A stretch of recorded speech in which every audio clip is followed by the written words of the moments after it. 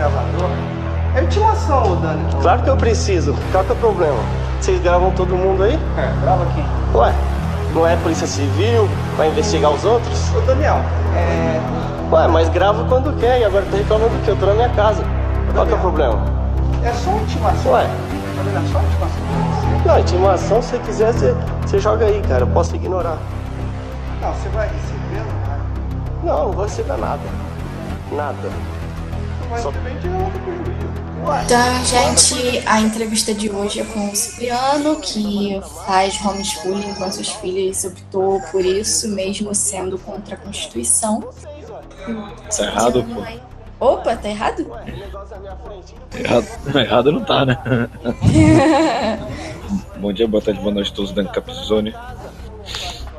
Aqui é o Daniel Camargo. Primeira entrevista do Ancapizone é logo com o Cipriano, cara. Primeiramente, muito obrigado pelo seu tempo, cara. Pô, cara, eu que agradeço aí pelo convite. Meu nome é Cipriano, tem outro nome na frente, mas a título de identificação apenas Cipriano. Mas famoso, nome artístico. Isso, nome artístico, cara, nome de guerra. Então, a gente acabou sendo conhecido por uma questão da educação domiciliar, né, cara? Processo que nós tomamos, enfim.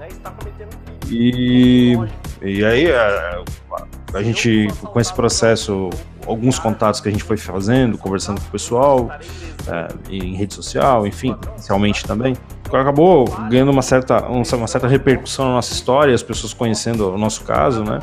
Até por conta da entrevista que a gente deu pro Fower e pro Rafael Lima, do Ideias Radicais. Aí a gente acabou ganhando um certo conhecimento, as pessoas começaram a nos conhecer. Só que assim, a gente já tinha uma certa vivência em outros assuntos que a gente aborda, né?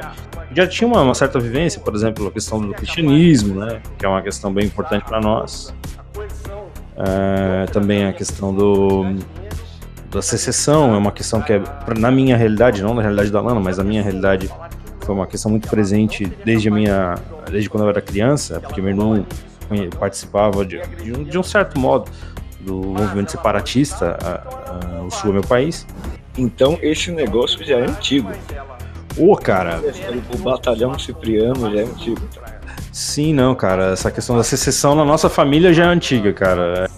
É uma questão já que a gente vem vivendo há algum tempo. Óbvio que assim, não era uma questão tão profunda, conhecia tanto, né? Mas assim, a gente já tinha um certo envolvimento. E aí quando a gente veio pra cá, foi em 2017, a gente veio pra cá em 2012, pra Florianópolis, né? Pra cá que eu digo Florianópolis. Eu sou de Criciúma. E quando nós viemos pra cá, e em 2017, passou 5 anos depois da gente ter vindo, nós começamos a participar do movimento Eu Sou Meu País, né? Na época nós nem fazíamos ainda educação domiciliar, acho que a gente não estava nem fazendo, porque foi no início de 2017, a gente começou a fazer educação domiciliar meados de 2017. E aí a gente começou a participar, foi 2017 ou 2016, eu não lembro agora. E aí participamos do plebiscito que teve aqui sobre a secessão, enfim. Então essas são questões que para nós elas já existiam um pouco antes da educação domiciliar, né? Então acabamos ganhando uma certa notoriedade por isso. E aí, cara, aproveitei a chance pra botar isso. Sabia que tinha mais gente a fim de tratar desses assuntos, dessas questões. E então, encontrei o pessoal que queria conversar sobre isso, sobre libertarianismo cristão e sobre secessão, enfim. A gente fez grupos de estudo e aí, cara, é isso. Estamos aí trabalhando, conversando sobre essas coisas. Então nenhuma das questões dessas suas pautas ela é de agora. Não, nenhuma, cara, porque o cristianismo está presente na minha vida desde 1 ano de idade. Meu irmão é pastor, cara. A secessão, da mesma forma, eu tinha acho que uns 9, 10 anos, cara, começou a se falar sobre secessão lá em casa com meu irmão. Então, o que é mais novo nessa história toda é a educação domiciliar. A homeschooling. É isso. E que ironicamente foi o que explodiu no Twitter. Exatamente, cara. Exatamente, foi o que colocou a gente no radar Da Das máfia. pessoas. Das pessoas, cara. Das Não, pessoas. das pessoas. Não, da máfia a gente entrou no radar antes, né, cara? Foi quando a gente tomou o processo. Por quais razões você decidiu fazer o homeschooling? As razões que nos levaram a fazer a educação domiciliar, eu prefiro a educação domiciliar, fica uma coisa que traz mais para nossa realidade. Eu não tenho nenhum problema com o inglês. Minhas filhas estudam inglês. Mas eu prefiro trazer mais para nossa realidade, para as pessoas que não conseguem, que não tem uma certa, não conhecem o que é de fato, aí vai ter que procurar, enfim. Então eu já digo educação domiciliar que já fica na cara, já. É uma questão minha, tá? Não tô dizendo que tem que ser regra. Então, nós adotamos a educação domiciliar por questões bem diversas com as nossas filhas, né? A gente tem 2 filhas, a Beatriz e a Sofia, 15 anos e 12 anos, respectivamente. E por razões bem diversas com elas, nós resolvemos adotar a educação domiciliar. Pensávamos na educação domiciliar há muito tempo, mas nós não tínhamos tido coragem de fazê-lo. Pensamos muito. E aí, por questões, por exemplo, com a Beatriz de comportamento, que ela tinha um comportamento péssimo, né, e nós não éramos pais relapsos, pelo contrário, estávamos sempre presentes, mas por uma questão de comportamento da Beatriz e de vivência com outras pessoas, mas eu não justifico o erro da Beatriz pelas outras pessoas, o erro é dela, foi ela que errou, que errava, e aí nós tomamos uma atitude por tirar ela da escola por isso, né? E além do que, não tinha professor nunca, sempre faltava professor, o conteúdo era ridículo, muito fraco, né? E a Beatriz foi por essa razão, a gente tirou antes. A Sofia foi por uma questão também de conteúdo, né? Assim, ela tinha um interesse por alguns livros na biblioteca, em pegar livros diferentes que a gente tinha aqui em casa, e ela sempre foi impedida de pegar. Tinha que pegar livros que a professora separava previamente, né? Uma questão de conteúdo, de erro em conteúdo, por exemplo, uma professora, uma vez, dando aula para ela, né, sobre biologia, falou que a cesariana tinha sido inventada em 1854 na África, né? Então que os brancos tinham se apossado da ideia da cesariana, não sei o que. Aquilo ali me deixou puto da vida. Peguei uma infinidade de artigos, mandei para a professora, inclusive com a tradução de alguns, e mostrando para ela que a primeira cesariana relatada na história foi na Suíça, por um sapateiro que fez viu que a mulher estava agonizando, foi lá e cortou a barriga da mulher para tirar a criança. 1500 e lá vai bolinha. É sério isso? Sério, te falando, cara? Caraca, eu não sabia disso, cara. E aí, cara, assim, ali eu comecei começou a encher o saco aquela história toda. Erro, uma tentativa de glamourizar alguns aspectos da vivência no Brasil, né, com relação a minorias, enfim. Não tem nada contra minorias. Na verdade, para mim não existe minoria, a única minoria para mim é o indivíduo, cara, mas enfim. E a professora insistia em ser progressista dentro da sala, em alguns aspectos, queria impor uma religião, e nós somos cristãos e eu não aceito que se imponha religião alguma, nem a minha religião, nem qualquer outra religião, porque isso, na minha concepção, na época e hoje ainda, a escola é um espaço de ensino, né? E ela não teria que ter esse tipo de coisa lá. Então nós começamos a discutir com a professora sobre isso. Eu fiquei uma vez no telefone meia hora conversando com a professora, porque ela obrigava as crianças a tirar o calçado para entrar na sala, aquela história toda, né, cara, de cerimônia de chá, um rito japonês. Eu não tenho nada contra isso, acho legal tu mostrar outras culturas, mas que isso não vire uma prática, né, porque nós não temos, essa não é a nossa realidade. Nossa realidade é outra, cara. E aí, uma argumentação absurda tinha que ter com ela para convencer, no fim, acabou cedendo, né? E é isso, cara, assim, foram aspectos bem diversos com elas, né, que combinou com a educação domiciliar. Tudo bem, você explicou toda a situação que levou você a escolher o homeschooling. A educação domiciliar. Meio que um homeschooling, a educação domiciliar. Não, tranquilo, cara, tranquilo. É minha prática, não tem que ser a minha prática. Não, mas eu concordo com o argumento, porque realmente é uma coisa que eu até cito bastante aqui, falando uma língua. Tudo bem, tem os canais no qual já são, que é Ancap, Pancap e tudo mais, e eles falam na língua dele, né? O problema é que assim, quando você tem um canal tipo 10 radicais, por exemplo. É um canal ali que arrebatou uma paz de gente. E você fala uma linguagem que o pessoal não entende, vai dar o efeito totalmente contrário, né? Exato. Você deu o argumento do educação domiciliar, mais deu os pontos.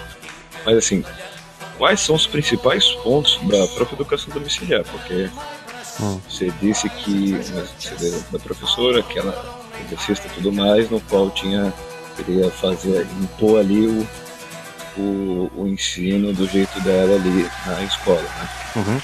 Mas assim, quais são, vou emendar até uma pergunta na outra, assim, quais são os principais pontos da educação domiciliar e o que evitaria disso acontecendo na própria educação domiciliar? Porque pode acontecer do mesmo jeito, né? Tá, então os principais pontos da educação domiciliar e como evitar o que acontecia na escola, é isso? Dentro da educação domiciliar?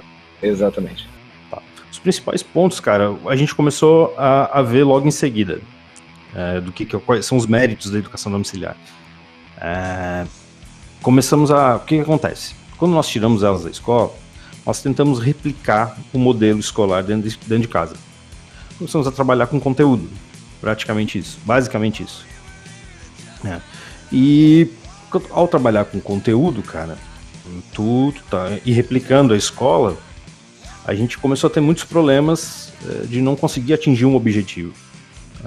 E aí a gente, nessa história toda, tentativa e erro.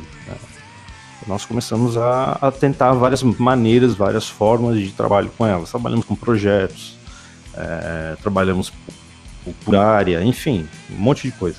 Até nós encontrarmos o nosso método, que não tem nome, que não tem relação alguma com qualquer tipo de coisa que se faça. Eu não estou dizendo que a gente inventou algo, não é isso. A gente apenas se adequou aqui à nossa realidade. Então, o principal ponto que nós tivemos, assim, que eu percebi imensamente isso na Beatriz, que era a nossa filha com o maior problema para estudar, nós tínhamos que chamar a atenção dela sempre, que ela tinha que ficar em cima dela para ela fazer alguma coisa, foi a autonomia. A partir de um tempo, quando elas se acostumaram à ideia de estudar em casa, a Beatriz ela começou a construir o próprio itinerário, o cronograma de estudo. Porque nós, desde o início, nós sempre prezamos por uma coisa, que era o estudo acompanhado e o estudo autônomo. Elas tinham o estudo autônomo durante o dia, num horário determinado, e à noite conosco, o estudo acompanhado. A Beatriz apareceu com um cronograma de estudo, um cronograma não só de estudo, um cronograma pro dia dela. O que ela tinha que fazer, a hora que ela tinha que levantar, o que ela tinha que fazer. É óbvio, é uma adolescente, cara, ela não vai cumprir aquilo ali a 100%, não é um robô, ela vai dar uma falhada aqui, dar uma falhada ali. Mas a questão ela começou a fazer as coisas sozinha. Começou a pesquisar o assunto que ela tinha que estudar, e ela se interessou por ciência da área da saúde, quer fazer faculdade na área da saúde, e aí começou a procurar conteúdo relacionado a isso, para estudar, para se inteirar do assunto, para entender como é que é, né? E aí começou isso, cara. Então o principal ponto, a principal coisa assim para mim é o que já vale por tudo, cara. É o quê? Autonomia. A criança tem autonomia, os pais têm autonomia, porque a gente não tem um horário fixo de vamos estudar todo dia. Essa é a nossa realidade. Não estou dizendo que a nossa realidade é certa, né? É como nós fazemos aqui, como nós nos adequamos. Como eu falei, a gente passou por várias experiências. A nossa realidade, a gente não tem um horário fixo. Tipo, por exemplo, vamos fazer 2 horas todos os dias. A gente tem um cronograma de tempo, que é 2 horas. Se vai ser 2 horas ou não, é uma outra história. Muitas vezes, cara, a gente simplesmente não fez e fomos assistir um documentário, ou durante o final de semana a gente vai fazer uma caminhada no parque que tem aqui próximo, no Parque Florestal. Então, assim, tu tens autonomia para fazer, o que tu quer. Liberdade. A questão, o principal ponto a se entender da educação domiciliar, que ela não é educação normal, formal, que se chama. Ela não é. Ela é tudo menos isso. Tu não tem como tu aplicar uma educação formal, ou os moldes da educação formal dentro da educação domiciliar. Não existe isso. Então, até porque quando você fala de homeschooling, eu vejo muito pessoal imaginando como se fosse a escola, né? Sim. Os pais ali, então, agora você vai aprender e a criança sentada na cadeira da sala, por exemplo. Sim. Você é na mesma coisa, as mesmas matérias e isso Sim. realmente é um problema, né? Porque a pessoa não tá enxergando realmente com a ótica como uma coisa é, né? Sim, exatamente, cara. Tu tem que primeiro. A grande questão, cara, pra quem resolve adotar educação domiciliar, é romper um paradigma, né, do que é ensino. Ensino e educação. Tu tem que romper com isso. Tem que simplesmente superar isso. E ir pra um novo nível.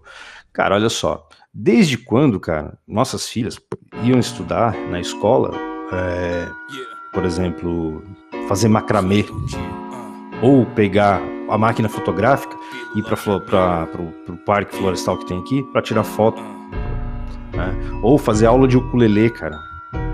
Tá entendendo? Ah, mas isso não é educação. Não, isso é educação, porque isso envolve um monte de coisa, cara.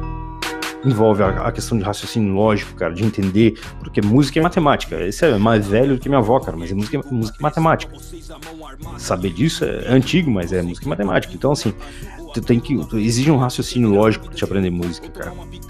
Fotografia, a questão de proporção, cara, tu tem que ter um senso de proporção absurdo na fotografia, né? De enquadramento, de como fazer aquilo ali. Então, a educação domiciliar, e a gente começou a chamar de educação familiar, ela não é uma educação de horas, de tempo. Ela é uma educação integral, cara. É uma educação do momento que tu dorme ao momento que tu acorda, cara. Na verdade, uma educação sempre. Na escola, muitas das vezes, você fica muito preso a uma didática tradicional.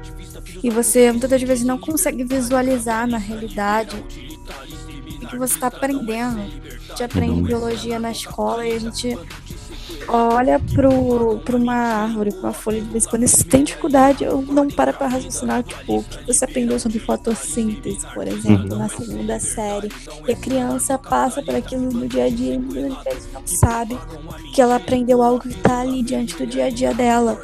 Então, de repente, essa didática que você usa, essa dinâmica de levar suas filhas para passear na floresta enquanto você dá aula e aprende coisas, pode ser muito mais didático e aprender bem melhor dessa forma do que dentro de uma sala de aula.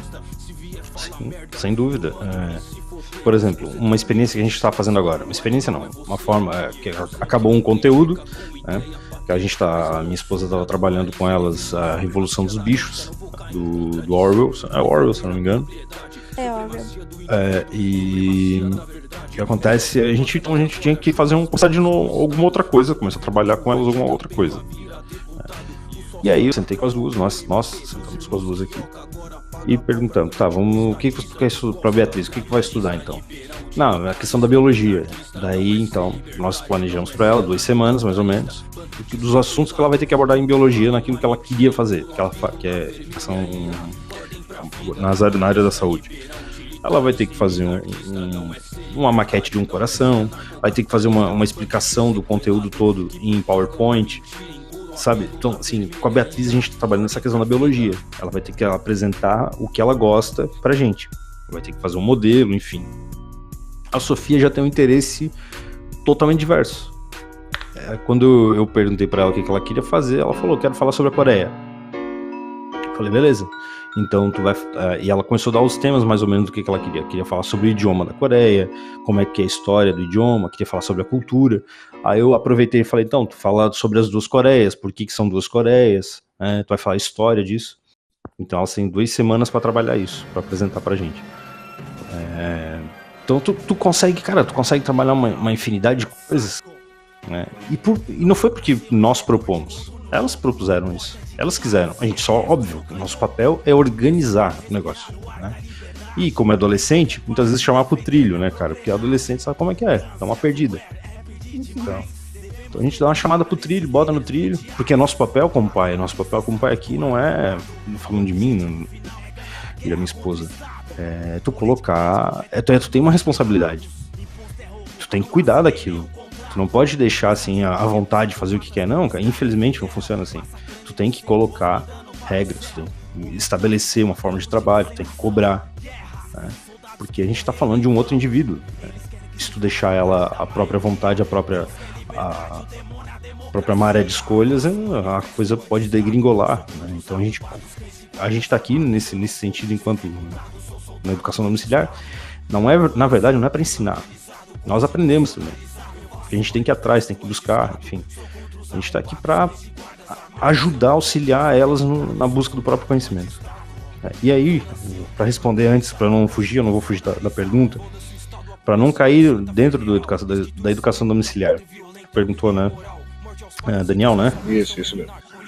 Tu perguntou sobre a questão da como não cair nos erros da educação da escola normal, da escola formal. A questão lá. Isso, porque você apresentou o erro da professora, né, que ela queria e tudo mais, e assim, embora seja favorável ao homeschooling, isso também pode acontecer com o homeschooling. Sem dúvida. Enquanto a criança está na tua família, está na família, ela é óbvio que ela vai viver as crenças da família, né? Isso é óbvio, isso é um fato, não tem como fugir disso, né? Porque seria então até incongruência da minha parte eu acreditar em algo e não querer que a minha filha compartilhasse a minha crença. Mas eu não imponho a minha crença às minhas filhas. Elas sabem do que eu acredito, elas sabem da possibilidade daquilo que das nossas crenças, do que implica as nossas crenças. Como eu falei, somos cristãos, né? E aí eu replico com elas aquilo que meus pais replicaram comigo. Enquanto eu não era responsável totalmente por mim, eu precisava acompanhar meus pais. Eu ia com eles na igreja. Quando eu comecei a dizer assim, não mãe, eu não quero ir na igreja, minha mãe nunca me obrigou a ir. Então assim, o que eu faço? Eu acho que tinha uns 12, 13 anos quando eu comecei a fazer isso, que eu não queria ir na igreja, até menos talvez. Eu faço isso com elas. Enquanto elas querem, a gente convida, a gente leva, né? Se elas querem, por enquanto elas estão querendo ir, estão querendo participar do que é a igreja lá que frequentamos, enfim, elas participam. No momento que elas disserem não, tudo bem, é uma escolha delas. É óbvio, cara, que tem coisas que tu não tem como dissociar. Não existe imparcialidade nisso. Não tem como assim, não, a gente vai ser totalmente imparcial nas nossas relações. É impossível. Por isso que eu não acredito no escola sem partido. Escola sem partido não existe, cara. Todo mundo, toda pessoa, ela vai falar quando ela vai falar alguma coisa, ela vai falar carregada daquilo que acredita, daquilo que pensa. Por mais que ela tente se dissociar daquilo, né, ela não vai conseguir, porque aquilo muitas vezes faz parte da formação dela, cara. Então, assim, nós tentamos o máximo deixar a escolha delas, não tentamos o máximo não ter partido, não, nós demonstramos o que nós pensamos, o que nós concordamos, o que nós discordamos, nós demonstramos isso. A partir do momento que elas disserem não, não querem seguir, não seguem. É diferente do que acontecia na escola, que era uma imposição. A Sofia, nós fomos chamados várias vezes porque ela não queria participar da dança, né? Várias vezes nós fomos chamados. Por exemplo, agora a Beatriz, muitas vezes a gente vai sair, vai fazer uma caminhada, ela diz, não quero ir. Beleza, não vai. Então há uma diferença, né? É proposto. Se vai fazer ou não, é uma questão dela. Se é uma questão que é muito complicada, nós vamos dizer que não, daí vai ter que fazer, porque se é alguma coisa que é relacionada ao convívio familiar, por exemplo, as obrigações que cada um de nós temos aqui dentro de casa, nós temos as obrigações delas. Se elas não cumprirem, elas não estão apenas sendo desobedientes, elas estão prejudicando o andamento aqui da nossa família. E não é coletivo, não é nada disso não, cara, mas assim, cada um tem sua responsabilidade. A minha responsabilidade da minha esposa é sair para trabalhar e botar comida dentro de casa. Eu não posso dizer assim, não vou hoje, não quero. Não, eu tenho uma obrigação. E eu quero que elas entendam que cada um tem sua obrigação e não pode deixar para outro fazer, elas têm que fazer. Uma questão só para encerrar esse ponto, é que nós propomos para as duas, para ambas, uma lista de livros, né, que tinha que ler. A Beatriz disse, não, ela fez o cronograma dela e me mostrou. Eu falei, tá, Beatriz, e os livros? Eu não quero ler, não gosto desses livros. Eu falei, tudo bem, não vai ler, tudo bem, tranquilo. Não tem por que eu impor ela ter uma leitura daquilo que ela não gosta, né? Então basicamente é isso, não sei se consegui responder. Eu gostaria de saber quais são os métodos pedagógicos que vocês costumam usar, se tem alguma coisa específica, algum livro que você gosta de se basear para o método, o que a sua mulher dá aula, do que você dá aula. Perfeito. Então, por uma questão, acho que nossa, já da nossa, não é crença, da nossa forma de perceber as coisas, nós não gostamos de seguir métodos, né? Eu, principalmente, tenho uma dificuldade absurda em seguir método. Não gosto. Eu estabeleço muitas vezes cronogramas de estudo, para mim não cumpro. Porque quando eu tenho que cumprir aquilo ali, eu fico de saco cheio comigo mesmo. Por exemplo, umas coisas que eu sou obrigado a fazer e eu não gosto de fazer, e eu raramente faço, mesmo sendo obrigado, é ter que registrar o que eu faço com a educação domiciliar, a minha parte. Eu não registro, cara. Deixo as coisas correrem. Mas, enfim. Então, a gente... A Alana é pedagoga, né? Então a gente trabalha mais ou menos assim na área de interesse delas. A gente não, algumas pessoas nos passaram alguns livros em inglês para ler e tal. Eu acho interessante, eu acho que é uma coisa válida, beleza, cara. Minha questão não é essa. Só que eu não quero seguir o que alguém pensou, cara. Eu quero seguir o que eu acho que faz sentido para o que eu penso, o que eu vejo, o que eu tô provando que faz sentido para elas, né? Porque, se eu for replicar um método, cara, eu vou estar fazendo exatamente o que a escola fazia. Replicar uma cartilha, né? Que naquele caso seria a cartilha do MEC, aqui vai ser uma outra cartilha. Então, eu não acho interessante fazer isso. A gente segue alguns conteúdos que a gente tem, que são conteúdos fixos, né? Geralmente é matemática, biologia, português. A gente usa muita ferramenta na internet. O Khan é uma coisa assim absurda pro trabalho, facilita muito o trabalho. YouTube, cara, ali tu tem todo tipo de informação.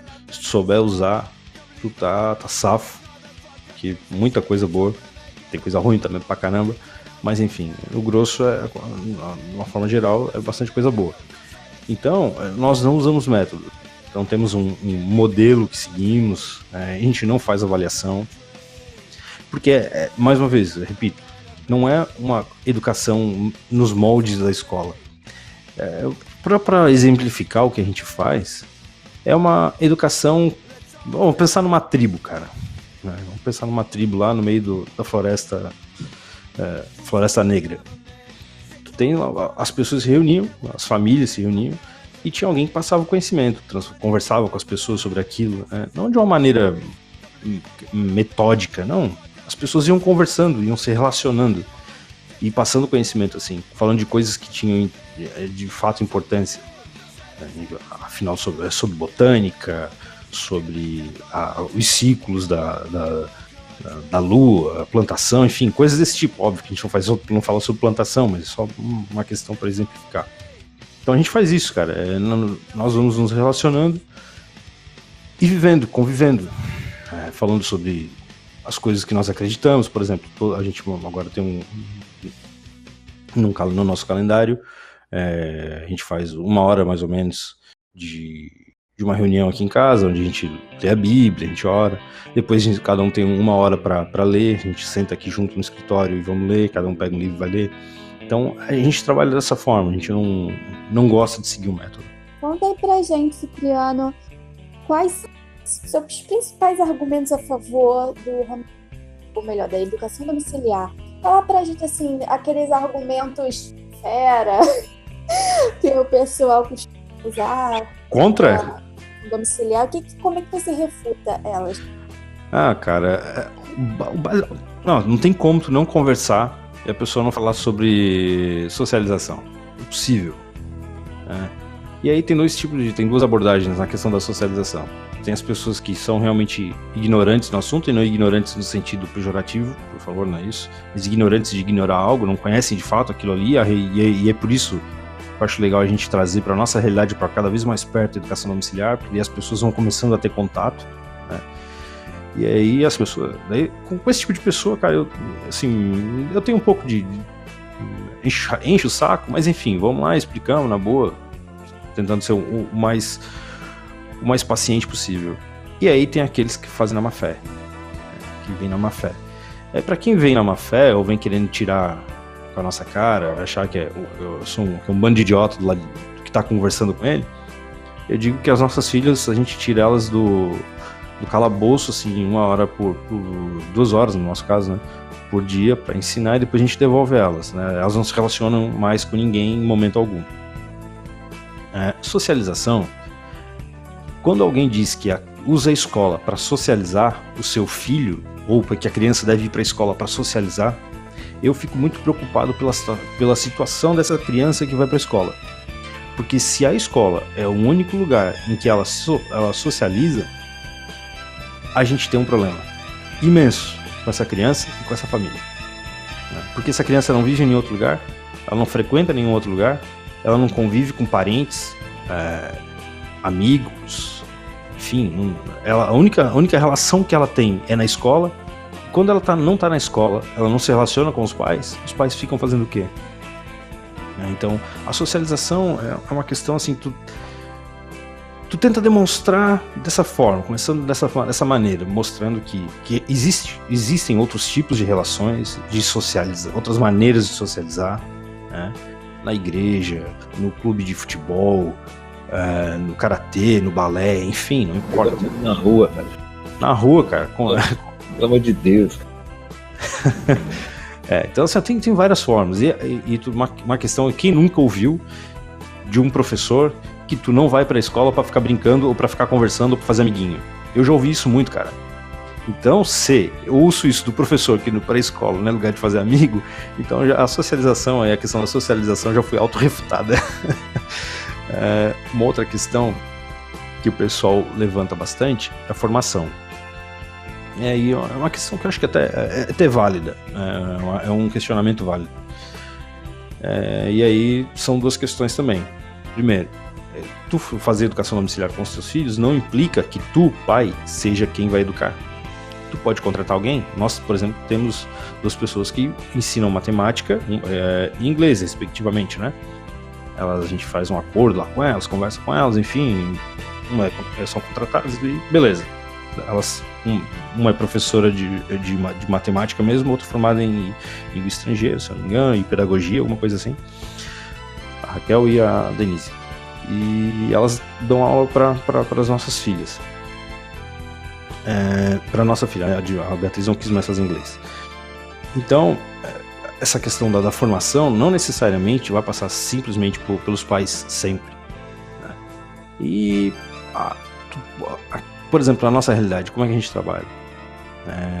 Tem muitos assuntos que a gente não tem formação para trabalhar com elas, é uma formação acadêmica, né? E se tu for ver dentro da escola, muitas vezes o professor também não tem a formação acadêmica para estar dando aula naquilo que ele está dando aula, né? Mas aí não uso como justificativo, mas é só para a gente, às vezes, dar uma trazida, para trazer a pessoa para a realidade. A formação acadêmica não quer dizer nada. O resumo da história é essa. Não quer dizer nada, não importa. A questão é o conhecimento. Como é que tu vai trazer esse conhecimento? Como é que tu vai trabalhar esse conhecimento? Tu pode buscar esse conhecimento em qualquer lugar. Tu pode contratar alguém para trazer esse conhecimento.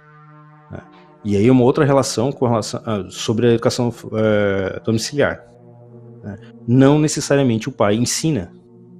Educação domiciliar é uma relação, é uma questão orgânica. As pessoas interagem e aprendem de uma maneira mútua, aprendem juntas. Tu pode ter pessoas que ensinam matérias específicas, tudo, mas o grosso, as pessoas estão interagindo. São essas duas questões assim que eu mais ouço, que é a socialização e a formação acadêmica. Você já sofreu algum tipo de perseguição, seja pessoal, física, virtual, casa do...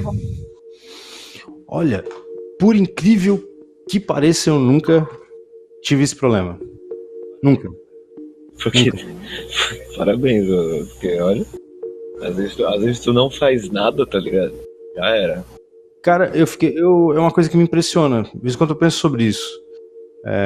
Geralmente as pessoas quando vêm em rede social, cara, ó, a maioria, assim, a grande maioria, é sempre falando alguma coisa positiva. quem não fala algo positivo, não fala de uma maneira agressiva, não vem me xingar, não vem nada disso. Fala assim, pô, eu não concordo, porque eu acho por isso, né? Mas assim, pessoalmente nunca ninguém me falou. Familiar, cara, uma pessoa não concordava com a ideia, mas depois também já mudou de ideia, começou a acompanhar as nossas o que a gente fazia, foi nas nossas reuniões, enfim, nos eventos que nós participamos, e aí mudou de ideia.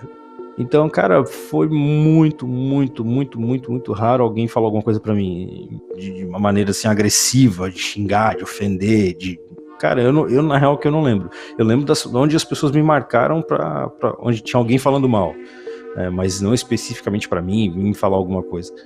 Presencialmente também nunca ninguém teve essa ousadia não, cara. Não sei porquê. Também tem uma outra questão, que teve uma ligação pro Disque 100, que é o ouvidoria pra denunciar abuso contra criança e tal. Foi assim que a gente tirou as nossas filhas da escola. Aí eu não sei se foi vizinho, que eu acho muito impossível, muito difícil, ou se foi alguém da escola. Vizinho não é porque, pô, aqui é parente, cara. Teria que ser muito Zé Ruela. Eu quero acreditar na bondade dos parentes que moram perto de mim, cara. São parentes da minha esposa, na real. Então, assim, eu não acredito que eles fariam isso. E quem fez, provavelmente foi na escola, alguém da escola. Mas, graças a Deus, nunca ninguém chegou pra mim falar uma besteira desse tipo. Porque se fosse também muito ofensivo, não ia ficar barato, não.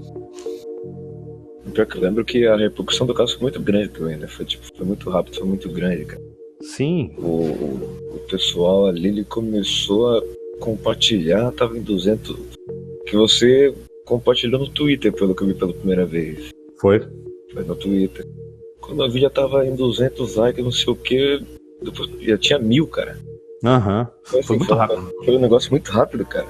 Muito rápido. Um negócio muito rápido, e pelo menos que eu lembro, a maioria dos comentários ali era de apoio, tipo, isso aí é falando da medida, né, que vocês tomaram, sim. Que tipo, isso é absurdo, cara. Isso aí é um absurdo, isso não tem nada a ver, e realmente, pelo que você falou, eu não lembro de ter visto um comentário ali, até mesmo os contras, né, em agressivos, por assim dizer, né. Beleza. Que ótimo, cara. Tu corroborou o que eu falei, cara. É exatamente. Sim, eu lembro bastante tu ainda confirmando que não teve nenhuma represália assim do pessoal. Realmente é um negócio de abismar, porque às vezes tu não faz nada e já sofre um pouco disso aí. Sim. Sabe o que é o negócio, cara? Eu vejo também talvez a postura que tu adote, cara, com as pessoas. Quando as pessoas algumas pessoas nos questionaram, ou quando a gente começou a apresentar o nosso caso, momento algum, cara, nós faltamos com respeito com ninguém. Eu não tô dizendo que as pessoas faltam com respeito quando elas são ofendidas, não é isso. O que acontece? Muitas vezes a pessoa dá uma resposta meio dura, cara, e aí vira uma bola de neve. Eu já fiz isso, tô falando isso porque eu já fiz isso. Eu fui grosseiro com a pessoa e a questão virou assim, gigante, cara. Aí depois eu voltei e falei, não, cara, eu tô errado, me desculpa aí, eu não devia ter falado dessa forma contigo. E foi sobre uma questão da educação domiciliar, mas a ofensa não foi na educação domiciliar, foi uma ofensa assim, nada a ver da minha parte, cara, que eu me irritei com o cara, um argumento nada a ver com o cara, eu fui lá, já tava meio puto da cara e já meti os pés. Aí depois eu voltei lá e falei, não, tá errado da minha parte. Então, tem implica muito da maneira como tu te coloca, cara, eu acho. Penso, né? Posso estar errado também. Enfim, na real, assim, cara, pra ficar hater aí, cara, pra ficar falando besteira, tem de monte, cara. Mas foi o que tu falou. Quando tu tens um grande número de pessoas dando suporte, tem uma abordagem diferente com as pessoas vêm te questionar e tu perde tempo, explica. Eu acho que ajuda, contribui um pouco na maneira como as pessoas começam a perceber a situação. E ainda mais quando várias vezes nós dissemos isso. A questão não é contra socialista, não é contra comunista, contra nazista, não é contra ninguém, cara. Nosso problema é com a escola, com o Estado dentro da escola. Esse é o nosso problema. Porque nós sempre deixamos claro, o que nós achamos certo é o Estado fora da educação sem Estado, para que tu possa ter uma escola ensinar o nazismo, ensinar o comunismo, ensinar o que tu quiser, cara. Não tô nem aí, o teu filho, tu vai botar, não quero nem saber. Então, assim, como a gente sempre deixou isso claro, eu acho que deu uma facilitada. Acho. E aqui é achismo mesmo. Acho que facilitou. Eu concordo. A postura acho que foi fundamental ali. Digo mais, eu acho que foi um grande acontecimento ali, porque além do pessoal ver toda a questão da intimação e tudo mais, acho que foi um dos últimos acontecimentos do qual o movimento todo, independente se o cara é justo, racionalista, naturalista, libertário ou não, se juntaram ali pra falar, meu, esse negócio tá muito errado, cara. Pois é. Foi um último, pelo menos que eu me lembro, assim, foi um dos últimos ali que eu falei, meu, eu nunca vi tanta gente sair do bueiro, assim, pra comentar esse caso, cara. Entendeu? Foi muita gente ali, tipo, muita gente. Cara. Marcando ele, Gentili, meu. Foi outro, cara. Eu lembro dessa época aí. O problema realmente é o Estado dentro da educação. Isso tá na anatomia do Estado, né? Do Murray Rothbard. Que o Estado ele precisa dos intelectuais. E é justamente isso, porque tem uma versão muito grande do professor com homeschooling. Você vai tirar a galinha dos ovos de ouro dele, mas não é assim, né? Sim. Tirar quem espalha a palavra. Sim. E essa é a nossa... Cara, até a gente fez uma apresentação, participamos de um painel, enfim, sei lá o nome que se dá pra isso, seminário, na sexta-feira passada, faz uma semana. E a nossa fala foi essa. Não adianta, cara, tu fazer educação domiciliar, não adianta tu pensar numa escola voltada para uma demanda específica, não adianta tu reinventar a roda, cara, dentro da educação, se o Estado continuar na educação. Não adianta. Tu pode fazer o que tu quiser, cara. Se o Estado continuar propondo, ou direcionando, ou criando a LDB, usando a LDB e o Currículo Nacional, esqueci agora qual é o nome desse negócio, currículo, alguma coisa assim. São dois, um diz quais são os conteúdos e o outro diz como deve ser trabalhado. Se isso continuar, o Estado controlando isso, não adianta, cara. Não vai ter educação domiciliar que funcione, não vai ter escola escola da fazenda, não adianta, cara. Não vai funcionar nada disso. A nossa fala lá foi essa. O Estado tem que ser da educação. Esse é o ponto. Não tem mais que brigar por educação domiciliar, por reconhecimento de educação domiciliar. Não, esse não é o ponto, cara. O ponto é o Estado fora da educação. A gente poderia falar assim, Estado fora, né?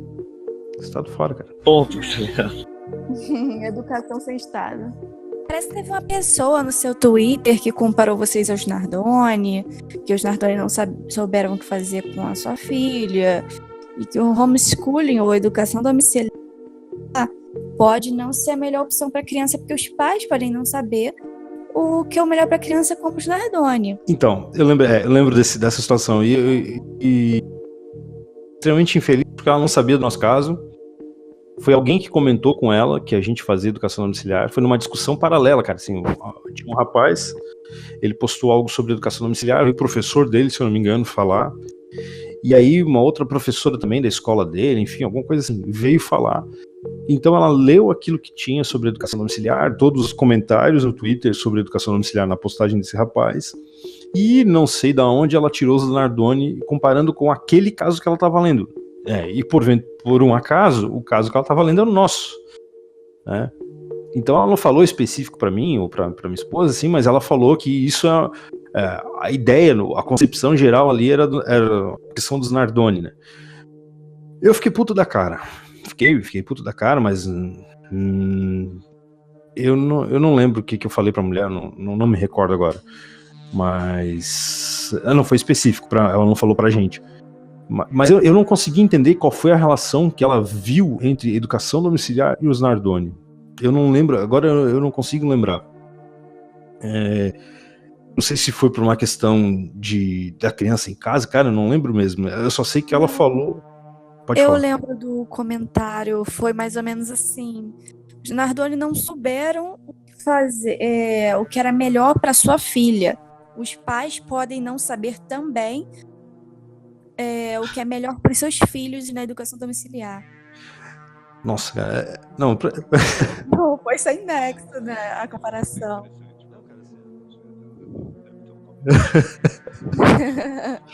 cara, eu na real que até hoje eu não consigo entender essa relação que ela fez. Eu não consigo explicar essa relação, porque tudo bem, eu não sei o que é melhor para meus filhos, cara, mas eu não vou chegar no ponto de jogar minha filha pela janela, cara. Porque os Nardoni, pelo que eu vi no documentário de investigação criminal, eles eram uma família desestruturada mesmo.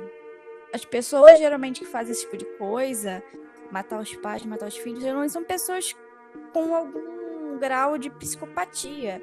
Sim. Não foi uma coisa em que eles estavam educando a Isabela Nardoni em casa e de repente jogaram ela pela janela porque pensou, esse é o melhor pra Isabela. Você não foi tão bem na prova de história, voa, tá ligado? Não faz sentido algum, cara. Nenhum, zero. Pra te ver, cara, mas eu, ao mesmo tempo, na mesma hora que eu fico com raiva de uma comparação dessa e de dizer que eu e minha esposa somos esses dois assassinos aí, podemos ser comparados a esses dois assassinos, cara, eu tenho uma certa pena, cara, eu não sei se é essa palavra, eu não quero, mas enfim, é pena, porque é uma pessoa que não consegue ir além daquilo que ela aprendeu, cara, ela não consegue ir além da realidade que ela vive. E eu não tô me colocando aqui como alguém fora da realidade, né? Assim, não é isso, cara. É a pessoa que não consegue ter um olhar crítico. E o olhar crítico nesse aspecto que eu falo porque ela era uma professora, essa pessoa. O que ela dizia que a escola permite formar pessoas críticas, ela não conseguia ser uma pessoa crítica, né? Então, que tipo de pessoa crítica ela está sendo formada? Que tipo de pessoa crítica ela forma? A maioria das pessoas tem os mesmos argumentos contra o homeschooling.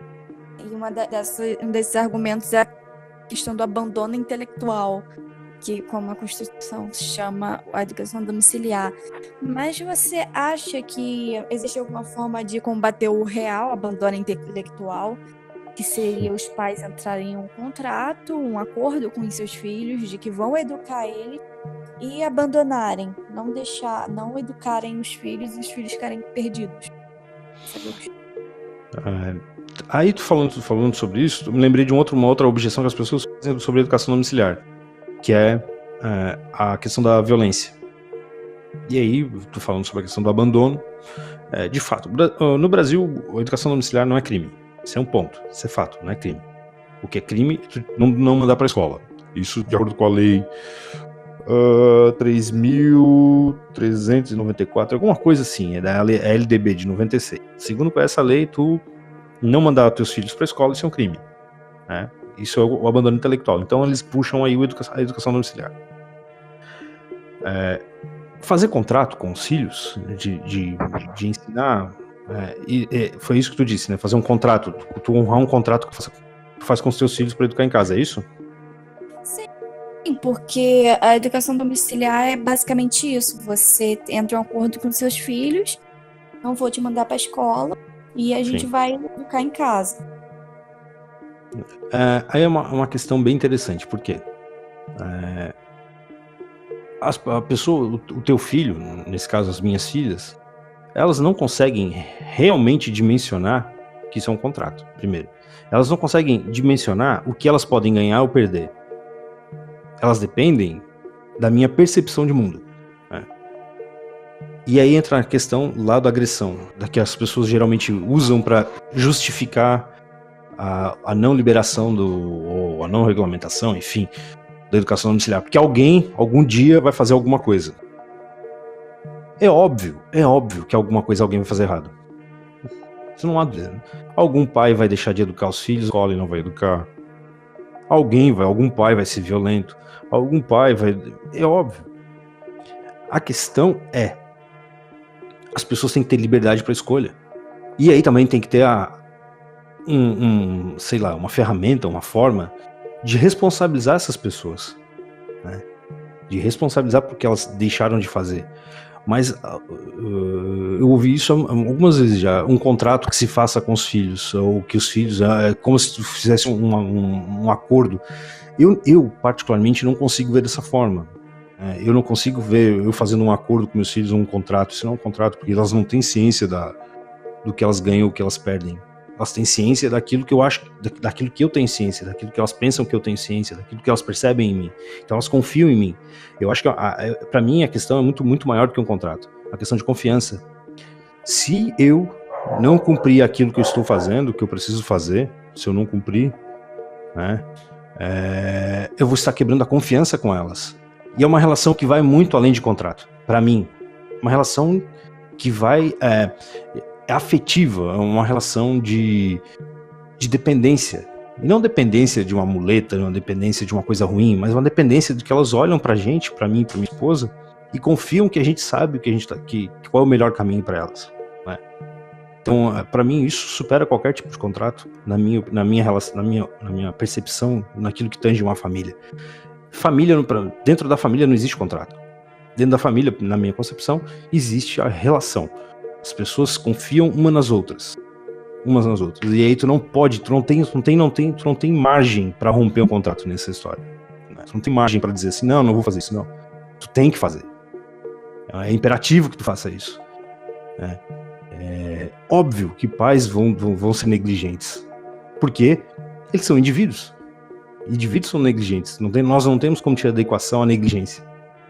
Não é a educação domiciliar que vai deixar alguém de ser negligente. Não. A educação domiciliar, ela na realidade, ela tem que pensar, e ela serve para provocar na realidade, um novo modelo de sociedade. Um novo modelo de percepção das coisas.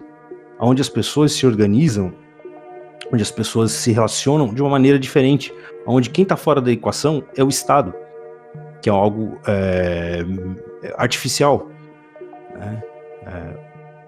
As relações, como as pessoas vão usar para trabalhar essa relação, os métodos para garantir que essas relações não sejam tóxicas, complicadas, abusivas, depende, aí é um outro arranjo, outra forma de constituir um novo modelo de sociedade, um novo modelo de vivência humana. Né? Então, para concluir isso aqui, não tem como eu garantir que não vai que alguém em algum lugar não vai abusar dos seus filhos ou vai ser negligente. Não, eu posso garantir o meu lado. O meu lado eu garanto que a nossa relação, a relação que eu tenho com as minhas filhas, a relação que eu e a minha esposa temos com elas, transcende, é quase uma coisa metafísica na relação que eu tenho com elas, que a gente tem. É uma questão que contrato algum poderia abarcar. É uma questão de indivíduos que se amam, que se relacionam e que têm um compromisso um com o outro. Não sei se eu consegui ser claro no que eu... Sim, eu acho até interessante, porque isso é até um negócio, deve ter um nome próprio, né? Mas eu gosto de chamar da falácia do guarda-chuva, que é tipo, um dia alguém pode ferir alguém com esse guarda-chuva, vamos banir os guarda-chuvas, tá ligado? Não faz sentido, não dá, entendeu? Não tem o que fazer. Tem nem nexo, na verdade, se fazer, porque senão você quer entrar na cara das pessoas, tipo, você tá ensinando bem? Não dá, entendeu? Não dá. Eu entendo, Tayane, eu entendo a tua colocação, entendo realmente, mas a relação familiar, eu sei que não é uma percepção libertária essa, e por isso que eu digo que eu não sou libertário, mas a relação familiar, contrato algum vai dar conta. Nós podemos até fazer contratos com relação de casamento, enfim, mas quando tu passa a viver essa relação familiar, contrato algum vai dar conta disso. Cláusula alguma vai dar conta disso.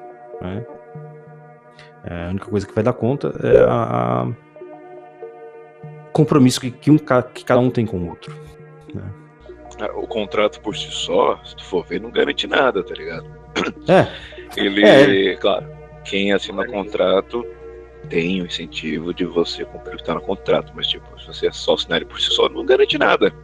Ele vai garantir o que acontece se você quebrar o contrato, né? Se você quebrar isso, tal, isso é um acordo ali mútuo, no qual as partes estão de acordo, afinal o contrato é bom para os dois, e lá tá falando, se quebrar o contrato, acontece X, entendeu? Mas o cara pode muito bem quebrar o contrato. O contrato por si só assim não garante nada também.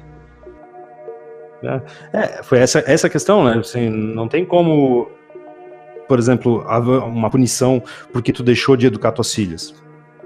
O que vai acontecer? Tu pode até ter uma punição, tu vai lá, tu participa de um lugar, na tua cidade, tu tens lá uma questão privada onde tu te associa, né? E se tu não cumprir a tua parte com relação à educação das tuas filhas, tu vai ser processado. Só que antes de quebrar o contrato, tu já quebrou a relação de confiança, cara. Né? E aí foi pior pra mim, que é pior que um contrato. Então, eu acho que na minha percepção é essa, né, cara? Eu sei que eu tô sendo metafísico demais na coisa, cara, mas enfim. Mas você não pensa que a questão da confiança também é um depósito voluntário naquilo que você quer confiar, parece mais confiável, e sendo assim, meio que te sujeita a um acordo? Tá, deixa eu te perguntar. Eu acho que tem como conciliar as duas coisas, confiança e Tá, deixa eu te perguntar uma coisa. Para ser voluntário, para que tu faça tu tome uma decisão, pessoas adultas, sei lá, de um contrato qualquer aí, tu precisa ter ciência de tudo aquilo que está sendo feito, correto? Uhum. Daquilo que te espera, enquanto dever, enquanto compromisso, direito, na verdade, dever e direito. Tu tem que ter ciência daquilo, do final daquele contrato, tu tem que ter uma visão quase que total daquilo que está sendo feito, correto? Correto. Uma criança de 5 anos, como é que ela vai ter essa visão? Não, ela por enquanto não tem realmente maturidade para fazer acordos, ela ainda está desenvolvendo propriedade. É uma questão que por isso que eu te falo, é uma questão que vai... Na verdade, tem muito adulto aí que não tem maturidade de fazer a coisa. Exato, cara. Então, assim, é uma questão que vai muito além daquilo que a gente tenta como uma ideia, como uma filosofia, vai muito além. É uma questão que está muito além. É uma questão de relacionamento, cara. E por isso, tu não vai cara, eu não quero parecer muito abstrato na coisa, cara, mas é uma questão que tu não consegue quantificar, tu não consegue colocar em termos a relação que tu constrói na educação familiar, nessa relação familiar, tu não consegue pôr em termos. Uma criança de 5 anos não vai ter a noção daquilo que ela está envolvida. Tu acha que a minha filha de 12 anos e 15 anos, elas têm noção do que a gente está fazendo? Elas podem entender o que a gente está fazendo, óbvio que elas entendem, mas o que isso vai provocar nas nossas vidas, de uma maneira geral, elas têm noção? Elas não têm. Nem nós temos noção disso. É uma confiança total delas. Não é questão voluntária. É uma questão de confiança, é uma questão de fé, quase. De dizer assim, não, eu acredito no meu pai. E por que elas acreditam em nós? São as vivências que elas têm com a gente. Elas sabem que se eu tiver que arrastar o mundo por elas, eu vou arrastar. Se eu tiver que ir preso por conta delas, eu vou preso. Não tenho dúvida disso. Eu já falei isso várias vezes pra minha esposa. Não tem problema nenhum em preso porque elas não vão pra escola. Então, assim, são essas coisas na convivência, na vivência, que vai despertando nelas a questão de ser voluntário. Uma coisa também que não deve ter sido fácil na vivência foi receber intimação, né? Então, quando eu recebi a intimação, confesso que eu fiquei nervoso. Tu sente o peso da decisão, né? Porque nós fazíamos educação domiciliar, mas sabíamos que uma hora ou outra nós receberíamos um processo, mas quando tu recebe o processo é diferente. Se materializou aquilo que tu tinha medo, né? Aquilo aconteceu. E na vivência, na conversa com as pessoas, as pessoas a gente teve pessoas que foram fundamentais na nossa vida. Desde em rede social, pessoas com quem eu conheci em rede social e começaram a fazer parte do meu círculo de amizade, que são bem poucas pessoas, assim, que eu tinha, uma questão de amizade, eu sempre fui muito seletivo com isso, e essas pessoas com quem eu comecei a me relacionar, comecei a conversar, a trocar ideia, enfim, as pessoas fora da rede social, de rede social também, pessoas com quem eu conversei muito, troquei muita ideia, foram fundamentais para eu resolver essa questão do medo que que eu fiquei. Não medo de ser preso, não é um medo. Mas é como se fosse um peso de uma responsabilidade, um peso de uma responsabilidade de uma injustiça, né? Por que injustiça? Porque não é um crime que não tem vítima. Onde é que tá a vítima aqui? Não existe vítima. A única vítima que tá nessa situação toda é a nossa família, né? Que está sendo perseguida. Então, na conversa com essas pessoas, pensando sobre isso, lendo sobre isso, ouvindo outras pessoas, outros casos que a gente ouviu bastante, apareceram muitas pessoas contando suas histórias, eu comecei a assimilar isso. E hoje eu tô bem tranquilo, eu sei que, por exemplo, o processo voltou a ocorrer, né? Eu sei disso. O promotor tá já mandando a intimação, avisando o juiz que o acórdão saiu, que o processo tem que voltar. Eu sei isso. Eu sei que qualquer hora vai passar o carro aqui vai bater o carro do Conselho Tutelar aqui, ou do promotoria entregando aqui a documentação. Eu sei que isso vai acontecer. Mas eu tô tranquilo, não tenho medo com isso, não tenho problema com isso. Porque a nossa família apenas fortaleceu, os laços se fortaleceram, né? Se eu for preso e minha esposa for presa, eu sei que tem muitas pessoas que estão próximas a nós que assumem a nossa ausência momentânea. Os pais, meus irmãos, os pais da minha esposa, os irmãos da minha esposa, os nossos amigos. Né? Então, assim, eu tô tranquilo com isso, isso não me preocupa. Se eu for preso, eu sei que eu não fiz nada de errado, não existe um problema de fato nisso. Né? Eu não cometi um crime. Se eu tiver que pagar multa, eu não pago. Eu simplesmente pego esse dinheiro e faço outra coisa com esse dinheiro. Então, eu tô bem tranquilo com relação a isso. É óbvio que às vezes tu fica um pouco ansioso porque tu queria resolver a situação, isso é natural, né? Senão eu também não sou um ciborgue. Mas eu não me preocupo como eu estava preocupado quando assim no dia que eu recebi a intimação. Hoje eu não tô mais, eu tô bem tranquilão com isso. Mas não foi nessa época da intimação que tu conheceu os libertários, não, né? Ou foi?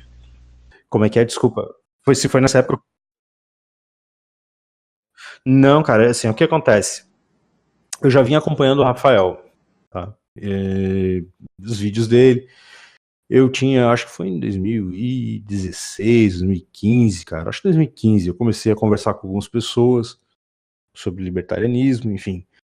Mas foi um ambiente um pouco xarope, cara, muito tóxico, cara. As pessoas muito refutadoras, cara, assim, sem paciência pra conversar.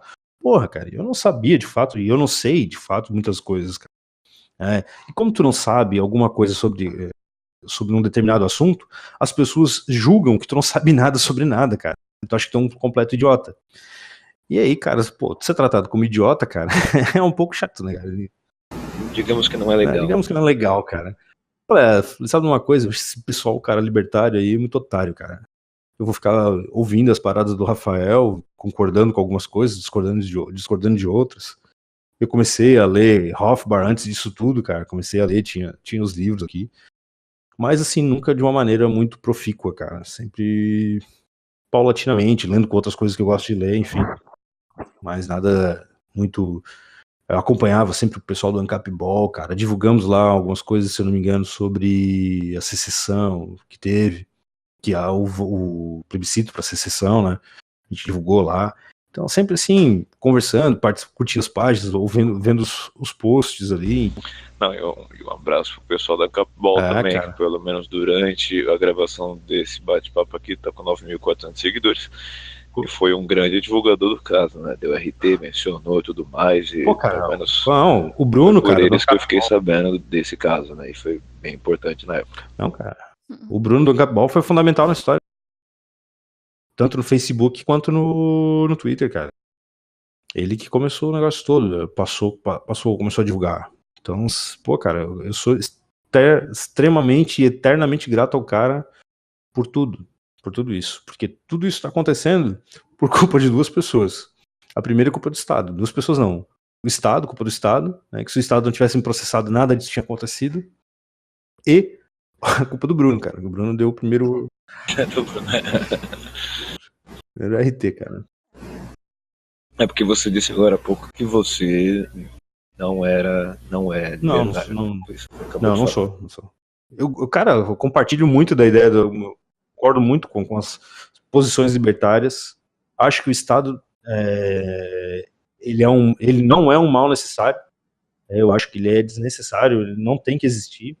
Ele é usurpador de tudo, inclusive daquilo que eu acredito, como enquanto cristão, né, ele usurpa o lugar de Deus, mas eu não me considero libertário, porque tem muitas coisas do libertarianismo que eu não dou conta, cara, né, que eu não consigo, sei lá, ser de fato. Então, sei lá, eu não gosto de, na real eu não gosto de me rotular, cara. Eu não consigo dizer nem que eu sou cristão, cara, porque eu tenho dúvida sobre se eu sou cristão ou não. Eu creio em Cristo, não tenho dúvida na minha crença em Cristo, mas eu não consigo dizer que eu sou cristão. Acho que é uma carga muito grande tu dizer alguma coisa, que tu é alguma coisa, né? É muito difícil tu falar isso. Eu sou isso, né? Até porque a partir do momento que você se rotula, você tem que saber ali, pelo menos, né? Porque... Exatamente, cara. Exatamente, cara. A real é o seguinte, eu tenho... pra mim funciona assim, tem uma questão do cristianismo, né? Tem Cristo, o ser cristão e o cristianismo. Cara, eu acredito em Cristo, não me vejo como cristão, porque o cristão é o indivíduo que segue os passos de Cristo, que é Cristo é a boa nova, né? Então ele segue a Cristo, e o cristianismo é a institucionalização de tudo. E aí no cristianismo, pra mim, existe uma porcaria, cara, que é um mini-estado. As igrejas são mini-estado. E eu não consigo lidar com isso. Bem anti-institucional, né? Então, assim, o ser cristão, que é a minha relação com Cristo, eu acho complicado porque eu sou muito... Eu não consigo cumprir muitos aspectos do ser cristão, do seguir a Cristo, de ser uma figura que reflete a Cristo, né? Eu sei que é pela graça que nós somos salvos, eu sei que Cristo se revela em nós e nos aperfeiçoa mediante o Espírito Santo, mas tem coisas que eu não consigo. Eu acho que seria até um escândalo dizer que eu sou cristão pelos alguns modos que eu tenho, algumas coisas que eu penso, enfim. Show. Você reconhece, né, algumas coisas que você acha que poderia envergonhar o nome de Deus se você dissesse que é cristão. Tem gente que não para pra pensar nisso, né? Cara, eu acho complicado. É cristão, mas não pratica. Exatamente. E é complicado tu falar uma coisa assim. Então, o cristianismo em si, como eu falei ali, eu acho algo... a forma como se arranja, como se coloca como... Porque Cristo, ele existe para romper com a figura do templo, do sacrifício, né? Ele seria o intermediário entre o ser humano e Deus. O problema que a gente tem hoje é que a igreja também se coloca como intermediário entre o ser humano e Deus. Então tem o ser humano, Cristo, a igreja e Deus. E a igreja não tem que estar nessa fórmula, cara. A igreja tá errada nessa fórmula. E aí o meu problema é esse, cara. Não critico quem vai, não é isso. Eu sou batista, relaxado. Existe o católico relaxado, eu sou um batista relaxado, porque eu não consigo concordar com percepções da igreja institucionalizada. E aí, então eu prefiro não me rotular. Por exemplo, não é propaganda, por favor, não é isso. Eu ia falar disso agora, porque porque o nome do grupo, né, o Cristão Libertário, então, você diz que, se você for ver, menos o nome, né, não tô falando da prática seminada, são 2 rótulos, não nome, né? Exatamente, cara. E aí tu... nome, quando você tem um rótulo, já é um problema. Você tem 2. Cara, não, eu sou uma contradição em pessoa, cara. Então. Mas, gente, é opinião pessoal agora. Eu sou entrevistadora, eu não deveria colocar opinião pessoal. Mas eu acho que é quase impossível a gente não usar rótulos, porque rótulos são termos, são denominações, são símbolos que você atrela um conceito. Sim. Por exemplo, a própria palavra conceito já é um rótulo. É um nome que você está chamando alguma coisa que você se refere. Mas a questão, por exemplo, do símbolo, Por exemplo, o símbolo, ele aponta para algo que está além dele, né? O símbolo, o significado nunca está nele. O símbolo sempre além. O problema é que o rótulo, ele se tornou não símbolo, mas sinal. Ou seja, o significado está nele. Então, quando tu bota um rótulo, tu diz, eu sou cristão, eu sou libertário, ele não está apontando para algo, ele está dizendo algo. Ele está dizendo aquilo que está dado, né? E esse é o meu problema. Eu não vejo o rótulo como algo ruim. Isso é bom, te localiza no mundo, né? Te dá uma identidade. O problema é que as pessoas esquecem que o rótulo é um símbolo. As pessoas acham que o rótulo é um sinal. Quando você não se rotula, pode ficar tranquilo, cara. As pessoas vão te rotular do mesmo jeito. Então é um bagulho assim, não tem escapatória. É verdade. Esses dias, conversando com uma pessoa, pô, ela foi perguntando, tá o quê? Tá agorista? Eu falei, não. Brutalista? Não. O que tu é? Não sei. Tá, mas como tu não sabe? Eu falei, não sei, cara, não sei o que eu sou. Eu sou eu, cara. Mas não, tu tem que ser alguma coisa. Eu falei, não sei, cara, eu sou aqui, sei lá, não gosto do Estado, cara, o que eu sou? Tu... É racional. Bom, pessoas com bom senso. Ai. Mas a gente até ia te perguntar coisas desse tipo aqui, tipo, como acaba com o Estado, Cipriano? Mas aí você disse que é contra o Estado, mas não é libertário. Aí eu acho que eu posso também mudar meu ponto para perguntar o seguinte: quanto de anarcocapitalismo você quer? Tudo, cara. Quero tudo. Olha só, vou deixar bem claro, para que nunca ninguém diga uma coisa que é: eu sou funcionário público. Tá? Não. Deixa eu te falar. Eu sou funcionário público. Não me orgulho disso. Tenho raiva de mim mesmo. Mas enfim. Não, cara, eu não preciso disso aí. Pra mim, cara, se o meu emprego que eu faço, a minha função na prefeitura acabasse hoje, cara, tranquilo, cara. Se aparecer outro amanhã, cara, amanhã não que é domingo, é sábado, mas segunda-feira, aparecer alguma coisa, cara, dizendo assim, ó, mesmo salário. Tchau, cara. Fui. Mas estabilidade, dane-se estabilidade, cara. Não quero nem saber estabilidade. Eu quero liberdade pra fazer as coisas, cara. E o dinheiro me dá liberdade pra fazer as coisas.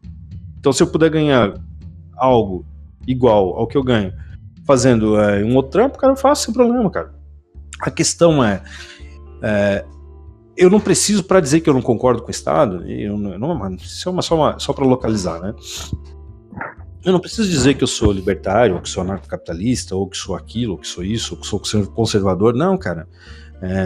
Por exemplo, quando eu fazia psicologia, né, numa outra cidade, eu tinha um professor de filosofia, gostava muito dele. Cara, gente boa pra caramba, cara. Muita gente boa. O cara era afiliado ao PSTU. Direto. Eu ia lá na sala dele, a gente ficava trocando ideia, passava som pra ele que eu tinha, enfim, as músicas que eu tinha. E ele perguntou um dia pra mim, tá, cara, o que tu... Conversando, eu falei, cara, eu não concordo com nada disso aí, Estado, nada disso. Então, o que tu é, Rodson? Eu falei, sei lá o que eu sou, tu é anarquista, cara. Eu falei, não sei que eu sou anarquista. Não, tu é, cara, tu não gosta do Estado, tu não concorda com nada que o Estado faz, cara, tu não quer interferência do Estado, tu é anarquista. Eu falei, não sei lá o que eu sou. Só não gosto que o Estado interfira. Errado não tá, né? Então, assim... Errado não tá. Então... Mas é realmente difícil de conversar com uma pessoa que não tem rótulos, porque, assim, você vai perguntar, sei lá, você quer acabar com o Estado? Quero. Não, eu quero. Óbvio que eu quero. Não, pra mim, nesse tipo de pergunta não existe sei lá. Eu não sei, o sei lá é pra me definir. Sei lá como ele se define. Aí entra outro problema que eu falei. Quando você fala assim, eu quero, eu te falo, então você é isso. Mas, tipo, e eu tô falando isso. Mas sabe o que é interessante, cara? Tu não dizer o que tu é, porque as pessoas vão ter que fazer um exercício mental pra te tentar entender. Quando eu digo... É exatamente o que eu tô tentando fazer aqui. Exatamente o que eu tô tentando fazer aqui. Inclusive, quando eu li eu vi o nome do grupo de estudos, cara, lembrei de Tolstói na hora. Tolstói, gosto muito, cara. Gosto muito. Na hora. Falei, Tolstói puro ali. Gosto, cara. Assim, eu leio muito Tolstói, gosto muito de Tolstói, cara. Gosto mais do que Dostoiévski, cara. Geralmente o pessoal gosta de Dostoiévski. Eu gosto de Dostoiévski. Mas o Tolstói, pra mim, o cara, eu acho que ele é mais preciso na questão mística, cara. E justamente o pessoal não gosta muito do Tolstói por causa do rótulo. Por causa do rótulo, cara. E assim, eu gosto e aí é uma outra questão também, que eu gosto da obra do Tolstói, mas não é das obras conhecidas, cara. Eu gosto das obras que não são conhecidas. Gosto, por exemplo, do conto, cara, Costomer, onde ele descreve a vida de um cavalo, cara. Ou o Falso Cupom. Ele fala sobre uma coisa lá, que era tipo um dinheiro que as crianças inventavam e saíam passando e causando problema, enfim. Então, sim, são coisas da obra do Tolstói que não são muito conhecidas, tipo Ana Karenina, cara. Outro, Guerra e Paz. Guerra e Paz? Acho que Guerra e Paz. Guerra e Paz. Então, assim, não é que eu quero ser diferentão, não, cara, tá? Eu não quero ser diferentão, não. É que eu gosto de fugir do habitual, cara. Tá ligado? Sempre gostei de fugir. Total. Geralmente as obras mais desconhecidas são as melhores, pô. Cara, eu peguei um reunido aqui de obras do Tolstói, que é O Diabo e Outras Histórias, da Cossack Knife, que é o nome da editora. Bicho, muito bom, cara. Muito bom, cara. Fala sobre um cocheiro que sofre para conduzir a carruagem do senhor dele, cara, no frio, enfim. Pô, velho, fala sobre uma árvore, cara, que serve de lenha, velho. Bicho, eu piro, cara, naquilo. Ninguém conhece, velho. Eu acho lindo aquilo, cara. Tem outros aqui, onde existe amor, Deus aí está. É uma reunião de contos também dele. Um livrinho pequenininho. Ninguém dá um valor, dá um real, cara. Pô, mas eu acho animal, cara. Que o cara tem uma dimensão absurda da mística do cristianismo. Não é esoterismo. Esoterismo é diferente, pra mim, na minha concepção, é diferente de místico, cara. Místico é o cara que consegue ir além. O místico não é o cara o místico é o cara que não explica, é o cara que pergunta. E o Tolstói sabe perguntar muito bem, cara, na minha concepção. Por favor, quem tá ouvindo, leia Tolstói. Por favor. Tu fundou esse grupo como, por quê e quando? Do Libertário Cristão? Então, foi nessas conversas que a gente estava tendo, dentro do Twitter e tal, eu pensei, cara, falei, pô, seria animal, cara, ter um grupo para discutir isso. Já que tem muita coisa que eu não entendo, eu não vou ficar perguntando pra geral, cara. Seria interessante ter um grupo pra falar sobre isso, cara. Aí um dia eu joguei um tweet, dei uma tweetada lá, e aí o Thiago Severo, cara, pô, por que não montar um? Vamos fazer um. Eu falei, pô, o cara comprou ideia, é agora. E aí fui pro Discord, chamei o Forward, falei, Forward, como é que funciona esse negócio do Discord, cara? Eu não sabia como é que funcionava, ele falou, mais ou menos, deu uma explicação por cima. Aí eu falei, beleza. Baixei o negócio, comecei a fuçar, montei o servidor do Libertário e começamos a trabalhar, a fazer os estudos ali. Tem um servidor desse grupo no Discord. Tem. Pô, cara, e a gente conseguiu reunir uma galera animal, cara. Pô, a gente conseguiu o Carlos Xavier, assim, o cara é libertário e cristão, o cara é um cabeção. Encontramos outro cara, que é um amigo meu, que é Daniel Lourenço, ele é doutor em filosofia clássica, e o cara não concorda com ética libertária, enfim, com nada disso. Ele não gosta do Estado, mas ele diz que não concorda com a ética libertária, enfim. E aí trouxe ele pro contraponto. Tem o Leonardo do ChupaCast, cara. Tem o Thiago, tem o Oscar. Pô, cara, tem uma galera. O Paulo Drop. Se eu não me engano, Paulo Drop não. Paulo Drop é do outro, se eu não me engano. É do República Juliana. Então a gente conseguiu reunir uma galera, cara. O Zanfa também. Que dá pra trocar uma ideia muito legal. Apesar do Zanfa não ter participado ainda, e aqui fica o meu desagravo ao Zanfa, né? Fala sobre libertarianismo cristão e não participa do libertário cristão. Pô, cara, te pegando na esquina. Eu vou querer participar, porque eu tava um tempo pra falar com você sobre isso, que eu sou libertária cristã. Ah, tu é? O teu grupo envolve ali, se você for para pensar, dois tipos de grupos. Sim. Você acha que é possível conciliar as duas morais? E aí tá uma questão muito interessante, que o nosso a nossa ideia, cara, quando nós começamos o grupo, eu e o Thiago Severo principalmente, né? Não era dizer que nós estávamos ali para defender o libertarianismo ou defender o cristianismo, nós estávamos ali para estudar o libertarianismo e o cristianismo. Por exemplo, hoje de manhã, eu até mandei fui de manhã cedo, mandei uma mensagem num grupo que a gente tem, onde participa o Zanfa, o Carlos Xavier, o Daniel, o Thiago, o Leonardo. Mandei para uma questão que para mim é muito pertinente, cara, que é o quê? Sobre a ética libertária, uma dúvida realmente, né, sobre a ética libertária. Como ela pode ser, como é que ela passa a existir? Ela existe, daí foi até uma questão que o Zanfa colocou. Ela existe antes do homem, ou seja, então, existe apesar do homem, ou ela existe porque o homem existe, né? E aí foi uma questão que a gente estava discutindo. Porque para mim, a minha concepção, algo só pode existir como um direito, enfim, se existe alguém que o garanta, né, cara? Então, quem garante a ética libertária? Então, foi uma discussão que a gente está tendo, e que a gente estamos tendo, para entender as coisas. É óbvio que nem tudo vai fechar com a questão cristã, cara, né? E esse não é o propósito. E o que eu quero salientar é, para te não concordar com o Estado, para te não dizer para te dizer assim, não gosto do Estado, acho que o Estado não tem que existir.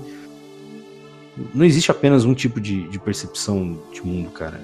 Essa é a minha concepção. Cara, eu sei que vão me crucificar por isso, cara. Mas eu não acho que só a ética libertária consiga abarcar essa questão da aversão ao Estado, cara, de não concordar com a existência do Estado. Não, eu concordo contigo, porque assim, tem pontos ali, como você bem falou, que vão bater de frente ali, que pode causar uma divergência muito grande. Num grupo que tem um nome desse, no qual são dois grupos, né, dois tipos de indivíduos diferentes, tem coisas ali que elas batem de frente, né? Sim. Entendeu? É por isso que, ainda mais que você explicou que não vem só de um lado. Tudo bem, concordo. Concordo também que não é só a ética libertária que traz o ódio, a coerção e tudo mais. Porém, tem pontos ali, independente de qual lado que seja, que eles vão bater de frente ali feio, né? Sim. Entendeu? Muito feio. É por isso que essa pergunta de até como é que o pessoal, apesar que tem os refutadores e os bons e os bem educados, né? Como é que esse pessoal consegue lidar com isso, né? Porque é um grupo ali no qual ambos concordam com a premissa da coerção, no qual é errado. Porém, o método de como a gente pode resolver isso ou como vamos ver o mundo com isso é divergente, cara. Sim. Entendeu? Não. E concordo contigo, cara. Por exemplo, dentro do nosso grupo existem pessoas que são protestantes, de vertentes diferentes do protestantismo, existem católicos. Se tu for fazer uma análise, o catolicismo, a igreja romana, não o catolicismo, a igreja romana, ela é a usurpação do Estado. Total, é uma extensão dele. Né? Mas só que, aí é que tá a grande questão, cara, que eu acho que as pessoas aqui, nós no Brasil temos uma dificuldade absurda em lidar, maturidade, cara, para discutir temas. Pode ter muita coisa ali que eu não concordo, aquilo que vai totalmente contra a minha crença, né? Mas se eu tenho maturidade para entender, ouvir o que o outro me diz, para discutir o que o outro tá me dizendo, cara, de uma forma ou de outra a gente pode entrar no consenso, cara. A questão é, tu não tem que ser 880, cara. O que existe entre esse outro 880, cara, são muitas posições, cara. Não tô dizendo que a verdade é relativa, não tô dizendo que é uma questão de opinião, não é isso. Mas eu acho que é maturidade para te relacionar com aquilo que tu acredita, com aquilo que tu assumiu, né? Tu tem que aquilo que tu assumiu, que tu acredita, tu tem que assumir, cara. Pronto. Só que tu também vive num mundo onde várias pessoas acreditam em várias coisas que são totalmente diferentes daquilo que tu acredita. E tu não vai viver refutando todo mundo, cara. Senão vai virar uma guerra. Porque não dá, né? Não tem como, né, cara? Não tem como, é humanamente possível. Então o que tu faz? Tu tem que saber coabitar não, tu tem que saber interagir com essas pessoas e se relacionar com as pessoas, né? Para que pensamentos que são divergentes eles possam em algum momento convergir, em algum momento eles possam ter um ponto de contato. Né? E o ponto de contato, geralmente, cara, é com a coerção do Estado. Nós não concordamos com a coerção do Estado. E aí a gente vai conversando, não concordo com isso, não concordo com isso, aquilo para mim faz sentido, aquilo pra mim...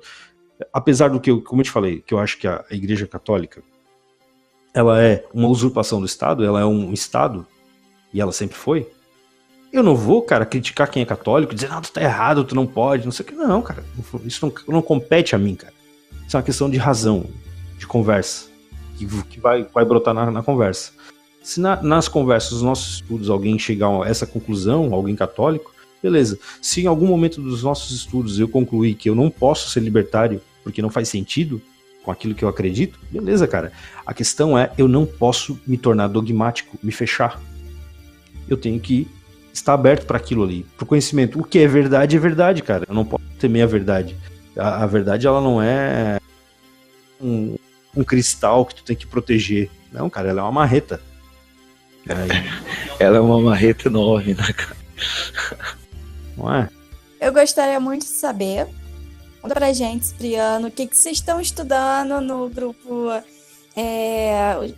o cristão libertário cristão, sei lá. Libertário cristão. Libertário cristão. E como vocês conciliam a razão com a fé? A razão libertária com a fé cristã? Ótima pergunta, perfeito. O que acontece? A gente está estudando agora Estado como substituto falho de Deus. E aí a gente está começando a estudar o Estado como substituto falho de Deus desde a Grécia. As concepções da Grécia com relação ao Estado, como as pessoas percebiam o Estado, e tentar entender como é que surge essa questão do Estado. E a gente vai vir, nós estamos vindo por períodos, né? Agora, sábado agora, que eu tenho que avisar o pessoal, a gente vai ter o nosso grupo de estudo, e vai ser sobre o Estado na Grécia. Onde surge todo o conceito de Estado, enfim, vamos trabalhar isso. Então, a gente, todo sábado agora, a partir de amanhã, nós vamos abordar um tema. Amanhã é Estado, na Grécia, vai ter na Idade Média, Renascimento, e contemporâneo, alguma coisa assim. A gente vai dividir, e aí cada pessoa vai falar sobre isso. Amanhã o Thiago vai falar sobre o Estado na Grécia e tentar explicar como é que funciona isso tudo. Como é que a gente faz para relacionar fé com razão? Logos, o que é logos? Logos é a razão, grosso modo é isso.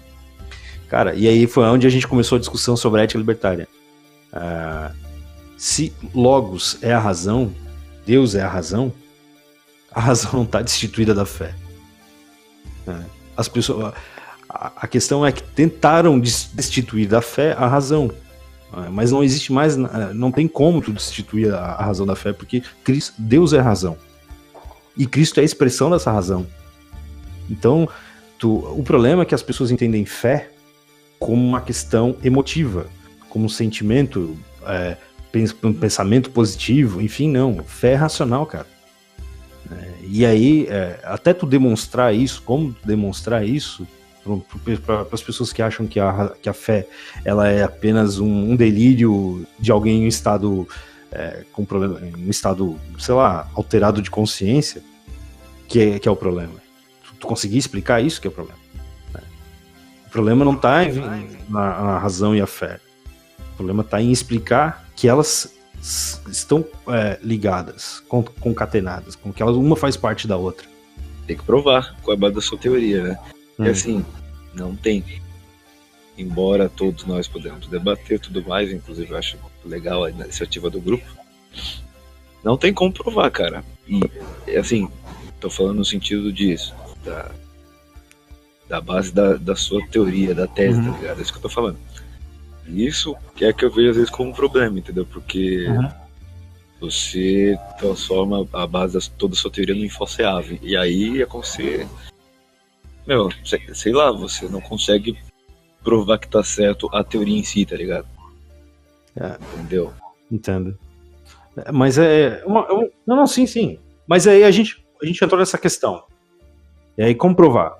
E aí, hoje de manhã, como eu falei, eu eu propus uma coisa que estava me martelando, cara, que eu estava pensando sobre isso. E, por exemplo, nós somos vamos, para entender a nossa realidade, nós somos o pensamento um pensamento de Deus, né? Nossa existência toda é como se fosse um pensamento de Deus, né? No cérebro, na mente de Deus. E aí, Deus, essa pessoa, né, que está tendo um pensamento, ela imprime no seu pensamento, cara, está carregado no seu pensamento vários traços dela, sentimentos, emoções, razão, enfim, todas as coisas estão naquele pensamento. E naquele pensamento ali, vamos lá, cara, um exemplo bobo, cara, só pra gente tentar entender. Ali tu tens uma vila, no pensamento daquela pessoa criou uma vila, criou uma população ali, enfim, com várias pessoas. Aquele pensamento, ele jamais vai conseguir explicar aquele que está pensando. Ele vai ter todos os traços daquele que está pensando naquele pensamento. A razão, o amor, o sentimento, né? Tudo vai estar ali naquele pensamento. Só que o pensamento jamais vai conseguir transcender a sua condição para explicar aquele que pensa. Por mais que tenha os traços e as pegadas daquele que pensa. Então, o que a gente estava conversando hoje de manhã sobre isso, tu não tem como, cara, nós como um pensamento, ou na nossa realidade, nós transcendermos ela de tal modo que a gente consiga explicar Deus, cara, explicar conceitos que são impressões na gente, são impressões, isso na nossa concepção, tá? Que são impressões no ser humano, e a partir dessas impressões, desses arquétipos, tu tentar explicar aquilo que deixou esses arquétipos, que deixou esses princípios primeiros, né? Essas coisas primeiras. Fica difícil, cara, fica complicado. Então, é óbvio que isso é uma questão de crença, né? Eu não estou dizendo que todos têm que pensar dessa forma, mas esse é o exercício, cara, que eu estou fazendo para tentar compreender algumas coisas. E aí a nossa conversa lá de manhã foi sobre isso. A ética, quem garante a ética? Quem garante um princípio, enfim. E aqui não tô. E aí a minha postura eu não estou tentando refutar ninguém. Eu não estou tentando refutar qualquer autor, não tem essa pretensão imbecil, cara. A minha questão eu quero entender, cara. E aí foi uma questão que eu falei em algum momento sobre o Tolstói. Tem as pessoas que explicam e tem as pessoas que perguntam. Eu gosto de perguntar, cara. E eu pergunto sobre essa questão. Eu gosto de perguntar sobre essas questões do libertarianismo e do cristianismo. Como que o libertarianismo pode garantir algo? Como o cristianismo pode garantir algo? Quais são os princípios cristãos e libertários que podem fazer sentido? Quais os que não fazem? E para mim, eu toco a existência dessa maneira, perguntando, cara. Eu não toco a existência afirmando. Porque por isso que eu não gosto de rótulo. Rótulo é uma afirmação. Eu não posso afirmar. Eu não gosto de afirmar. Apesar disso ser uma afirmação que eu tô falando, né? Se refutou, hein? Realmente os rótulos se refutam. Não, só um disclaimer aqui, eu não falei pra tu provar nada, entendeu? Não, claro. Porque assim, acho que a grande graça da teoria é tu provar uma verdade. Eu digo assim na questão libertária da coisa, entendeu? Sim. Aí o problema é quando a sua base ela não tem como ser, não tá errado não, mas como não tem como ser provado e tal, aí fica no campo do Bitcoin, de especulação, entendeu? Sim. Mas não dizer que tá errada, nada disso. Não. Inclusive, muito interessante a junção, porque eu não conseguiria fazer a junção, cara. Pô, mas gostou e da relação do pensamento, cara? Fez sentido ou não? Fez sentido. Como é que você acha que a gente pode acabar com o Estado? Como? Cara. Isso é, cara, tem que ter bolas primeiro. Tem que ter coragem, cara. Porque é o seguinte, é desobediência. É desobediência, cara. É tu não reconhecer o Estado como algo imutável. É como algo que foi estabelecido desde sempre. Né? E quem passa por as instituições que ajudam a formar esse tipo de pensamento, elas estão basicamente... a instituição é a igreja. Comprei alguns livros sobre Estado e cristianismo, cara. Os caras, assim, eu gosto, é muito interessante o assunto, mas geralmente os caras partem da seguinte ideia: o Estado é ruim, mas foi Deus que criou. Eu falei, mas peraí, Não, peraí. Não, eu não consigo entender, cara. Porque assim, várias vezes eu já ouvi alguém falar, pessoas falando, e em qualquer lugar, cristãos, né? Que é um mal necessário. Cara, Cristo não fala que nós devemos aceitar o mal necessário. Isso nem faz sentido, cara.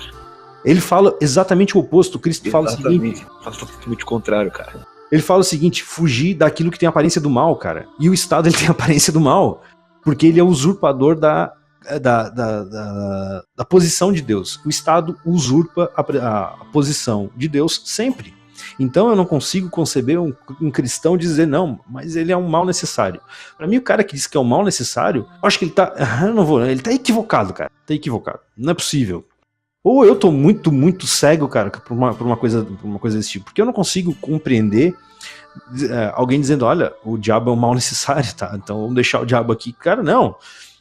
Todas as orientações dentro do cristianismo, dentro da Bíblia, cara, o cristianismo não, dentro do Evangelho e dentro da Bíblia, no Antigo Testamento, são questões que resistir ao diabo, ele fugirá de volta, fugir da aparência do mal, repreenda o mal. Então, são coisas desse tipo, cara. Não para que tu não assimila, traz o mal para perto de ti e concorda com ele. Então, para mim, isso não faz sentido algum, cara. E eu esqueci qual era a tua pergunta. Pode ir, por favor. Eu tinha perguntado, tipo assim, foi muito diferente do que a gente estava falando antes, mas é porque tá aqui na lista de perguntas. Queria saber como você adota uma estratégia de acabar com o Estado. Se você... porque a gente vê diversas correntes, gradualismo, que seria você diminuir progressivamente o Estado, gradualmente. O que você acha do gradualismo? O que você acha do localismo? O que você acha da secessão? De você entrar dentro da política, rejeitando o salário para você devolver os salários, devolver os impostos de todo mundo e diminuir os setores do Estado até ele deixar de existir? Você acha que a gente deve adotar uma contra-economia para poder rejeitar o Estado, do jeito que você falou, né? Sim, eu concordo, eu penso, e a gente tem conversado bastante sobre isso no República Juliana, que é um grupo separatista, de secessão, independência, seja lá o nome que quiser dar, é o quê? Um mercado paralelo. Tu tem que criar uma sociedade paralela junto daquilo que a gente tem. A nossa concepção é essa. Tu de agir de uma maneira tão bem articulada, tão bem trabalhada com as pessoas, com os indivíduos, que o Estado se torne obsoleto, cara. Que ele perca qualquer ponto de contato com as pessoas. Então, tu negocia com... por exemplo, o interior é o melhor lugar para fazer isso. E o interior tive esse tipo de experiência.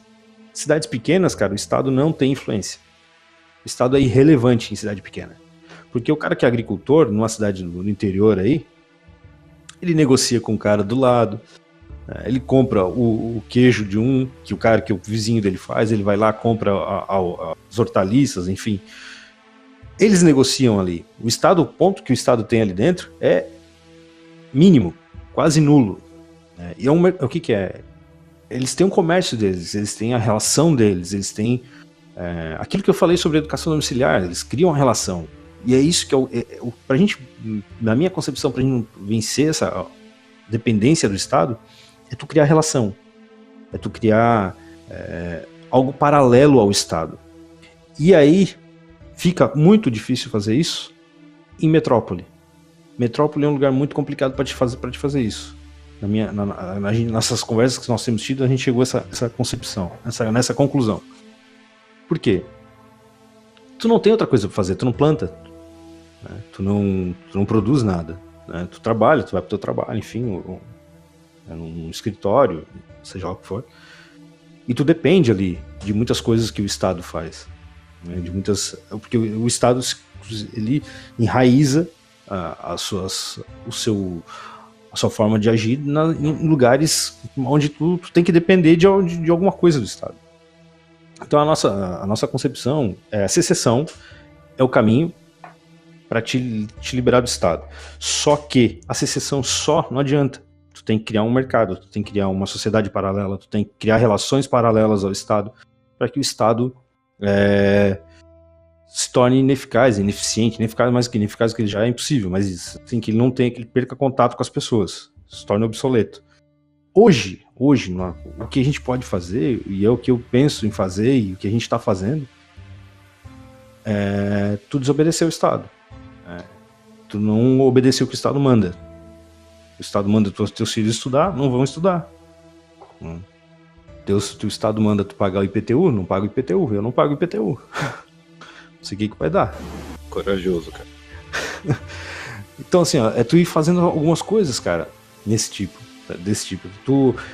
Só que são medidas de curto, médio e longo prazo. Né? E curto prazo é desobediência.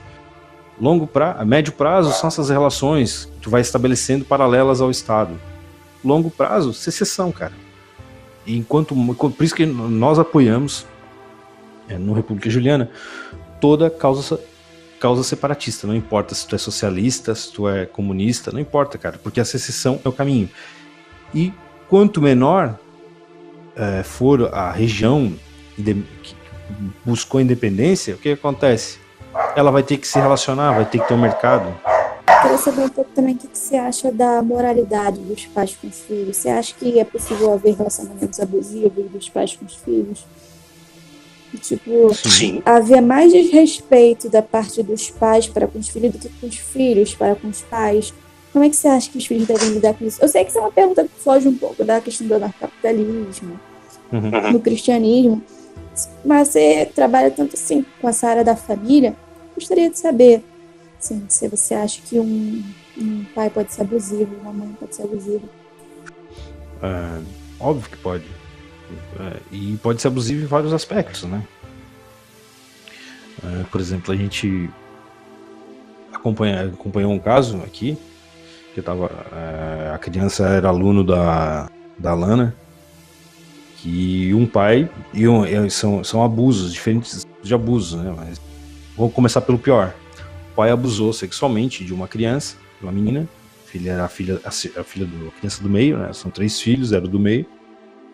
E aí na conversa com a mãe, eu trocando uma ideia com ela, eu falei, não é possível que você nunca tenha descobrir, enfim, não sabia. E aí com os outros, existe a suspeita com o menor, que também ele abusou o menor, é um menino de 8 anos, 9 anos, que usa fralda, não consegue falar direito, não comia, não sabia comer, era aluno da LAN. E aí eu falei, e o mais velho? Ele nunca abusou, só nunca viu nada? Não, assim, eu vi ele uma vez, ele tava com a criança no colo, criança completamente ensanguentada, não sei o que. Eu falei, eu pensando aqui, meu Deus do céu, cara, assim, um dos abusos que a menina sofreu foi dentro de uma escola, tá? E eu pensando, cara, como é que isso acontece, né? Por que isso acontece? Por que a mãe deixa chegar nesse ponto? Se ela sabia, por que ela não fez algo? E é uma questão complicada. Porque tu tá olhando, eu tô olhando pra mulher e eu não tô justificando o pai. Não é isso. Até porque o cara nunca respondeu a crime nenhum, né? A mulher teve que sair da cidade onde ela morava, ela foi banida da cidade pelo juiz, né? O juiz fez ela ir morar num outro estado, porque ela não podia morar perto do cara, porque o cara era um abusador. Mas o cara não foi preso. E ela veio pra cá, pra Santa Catarina e tal. E eu pensando, mas por que ela deixou chegar nesse ponto? Por que ela não fez algo? Né? E aí tu não consegue encontrar uma resposta. E aí tu vai pensando, aí tem gradações desses abusos, né? Mas aí tu perguntou também sobre a questão dos filhos. Como é que quem é mais abusivo nas relações, é isso, né? Os pais ou os filhos. Cara, eu gosto muito de ficar em silêncio e ver as coisas. O que eu tenho visto eu não gosto, cara. São os pais, na tentativa de serem muito legais, de serem muito amiguinhos dos filhos, a relação sofreu uma virada, né? E os filhos se tornaram extremamente manipuladores, extremamente ditadorzinhos das relações familiares. Os filhos são o centro da relação familiar. Não estou dizendo que o filho é errado. As nossas filhas são o centro da nossa relação, mas elas não são o centro como se tudo fosse por elas e para elas. Não, existe uma relação aqui, existem outras pessoas nessa relação. E percebendo isso, cara, tu começa a ver como alguns valores deixaram de existir, foram suplantados, as pessoas abriram mão dizendo para uma questão mais visual, para aquilo que as pessoas vão pensar de mim. A relação que eu tenho que ter com as minhas filhas, eu penso isso, não é relação de amizade. Ou eu sou pai ou eu sou amigo. Não consigo ser as duas coisas ao mesmo tempo. Ser pai é infinitamente maior que ser amigo. Porque quando eu sou pai, na minha concepção, existe uma carga emocional, uma carga existencial que eu tenho que dar conta. Né? E aí eu tenho que orientar, tenho que guiar, tenho que explicar. E muitas vezes eu tenho que ter uma atitude que não é uma atitude de amigo. É uma atitude de colocar de castigo, de chamar atenção, de dizer não. E quando eu se confunde essa relação de amizade, pelo que eu tenho visto e vivido, cara, as pessoas perdem o respeito. Né? Então, quando tu te coloca como amigo dos teus filhos sempre, que vai na balada junto com os filhos, que quer vestir a mesma roupa, que quer conversar de igual para igual, os filhos não têm mais uma referência em ti. Eles têm um amigo só, né? E o pai, ele tem que ser uma referência. O pai e a mãe tem que ser uma referência. Eles têm que ser aquelas pessoas que os filhos vão olhar e vão dizer: se der alguma merda, eu vou voltar e vou falar com meu pai, falar com a minha mãe. Porque nesse modelo eu fui ensinado, e esse modelo eu percebo. Meu pai não é meu amigo, mas eu tenho um amor pelo meu pai e pela minha mãe, que eu faria qualquer coisa por eles, coisa que eu não faria por muitos amigos, porque a relação que eu tenho com eles é uma relação que transcende a amizade, é uma relação, sei lá, cara, eu não consigo explicar, mas não consigo pôr em palavras isso, mas é uma relação muito, muito, muito fundamental da existência. Então, hoje, cara, a gente tem, assim, e tu vive isso, eu vivo isso no meu cotidiano, cara. Percebo isso no cotidiano. Como a Lana é professora, enfim, daí tu acaba ouvindo muita coisa. Os filhos simplesmente desrespeitam os pais de uma maneira assim absurda. E eles não é 12 anos, 15 anos. É filho de 5 anos, 6 anos. Pequenos reizinhos, dizendo como a família tem que funcionar. Isso é um baita de um problema. Eu não sei se eu respondi a tua pergunta. Mas abusivo como?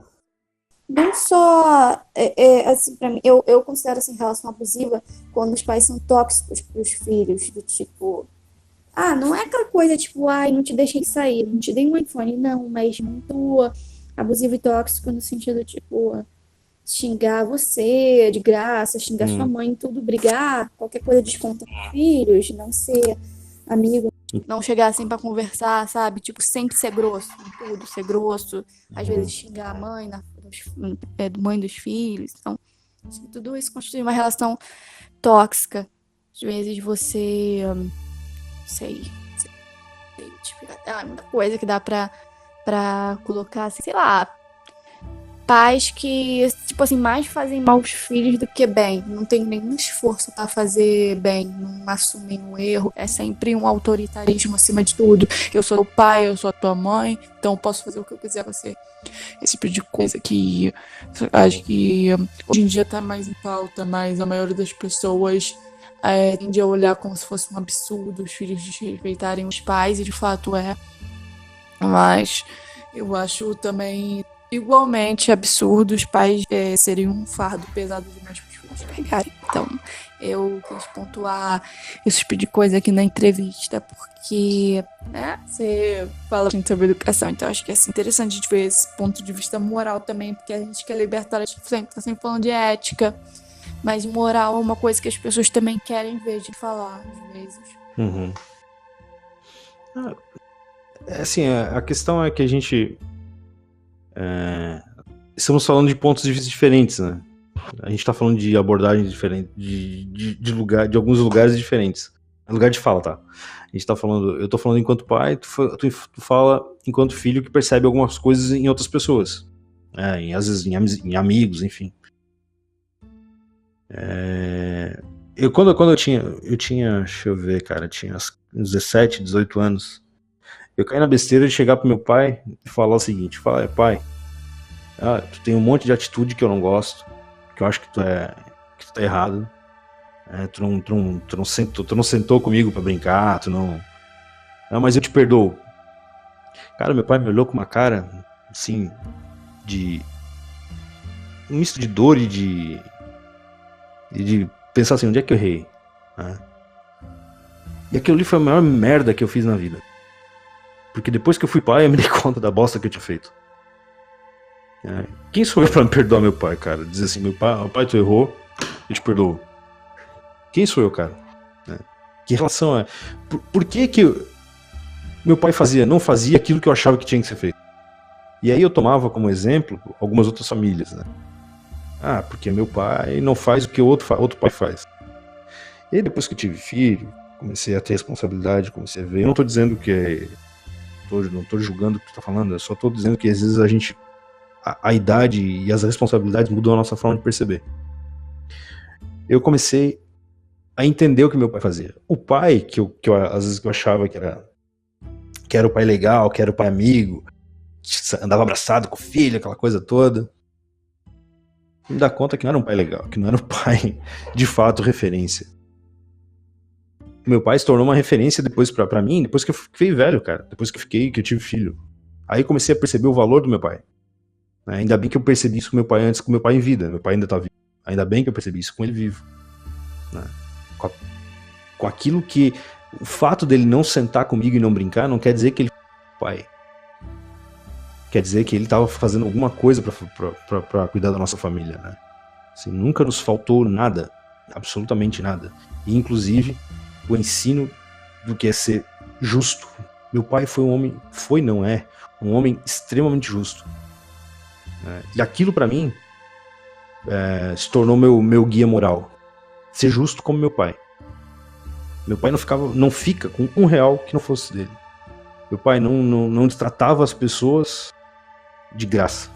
Meu pai era uma pessoa assim, firme, rude, muitas vezes. Mas ele não era uma pessoa ruim, nem uma pessoa que destratava alguém. Tu podia contar com meu pai pra qualquer coisa. Eu lembro quando eu comecei a dar valor pro meu pai, eu comecei a lembrar o que ele fazia. Eu tinha acho que uns 10 anos, 9 anos. Eles me botavam no carro, ele e minha mãe, e saíam pela cidade, num bairro que tinha um pouco mais pobre da cidade.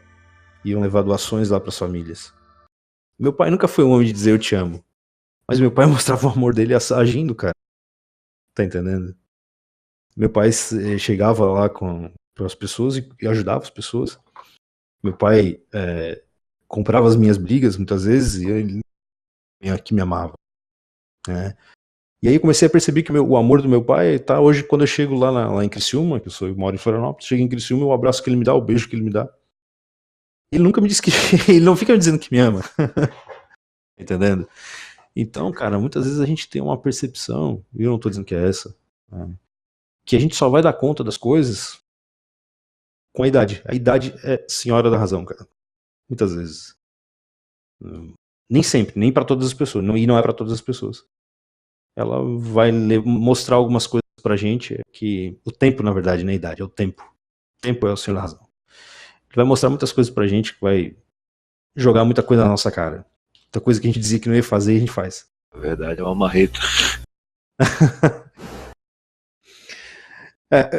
Eu sei, assim, eu sei que essa nossa conversa é meio que um balde de água fria para a questão do libertarianismo, né? Porque eu não vou me identificar com todas as pautas do libertarianismo, cara. Foi o que a gente estava conversando no início, ou em algum momento da nossa conversa. Tem coisas que eu sou extremamente conservador, cara. Tem coisas que eu sou extremamente libertário. E uma das coisas que eu sou conservador pra caramba é na relação familiar. Por mais que, assim, eu digo, cara, às vezes eu chego, falo de uma maneira grossa com as minhas filhas, falo, cara, eu não sou, cara, a real não existe, eu não sou perfeito. Muitas vezes eu chego, grito, mas depois, cara, Cara, várias vezes. Elas vêm pra mim pedindo pra fazer. Contam comigo pra fazer as coisas. Porque elas sabem que a minha maneira de agir não quer dizer que é a minha essência de agir. Né? Não é a minha essência. O modo como eu ajo não quer dizer que eu sou daqui. Quer dizer que é o meu modo de agir, cara. Às vezes por uma questão de ascendência ou descendência, sei lá. Você. Porra, tinha que ter feito isso aqui. Daqui a pouco eu já tô ali, abraço elas. Quem bota elas pra dormir sou eu sempre, né? Se eu não vou, cara, elas ficam me chamando. Então, sei lá, cara, é uma questão. Cara, paternidade e relação familiar é uma questão muito profunda, cara. Que a gente não dá valor o suficiente. O dia que a gente der valor o suficiente pra isso, cara, a merda do Estado cai. Porque a relação familiar fortalecida, cara, todo o resto, cara, vai pro espaço. É igreja institucionalizada, é Estado, é toda essa porcaria, cara. Vai tudo pro espaço. O progressismo vai pro espaço. Quando a gente se der conta que a relação familiar é o que importa. Aí, obrigado, Cipriano, pela presença. Pô, cara, quero agradecer vocês pelo espaço, pela paciência em me ouvir. Pô, acho que foi muito legal, foi muito tranquilo, bem suave o negócio. Cara, muito bom aí, velho. Parabéns aí pra vocês pela iniciativa. Isso aí. Se precisar de qualquer coisa, que não seja dinheiro, pode chamar. Porra, agora que Muito obrigada a vocês também que estão assistindo, que estão aqui dando audiência pra gente. Dá um like, se inscreve no canal. É isso, obrigado, Tayane. Obrigado, Cipriano. E lembre-se, pessoas, a minha anarquia ama todos vocês.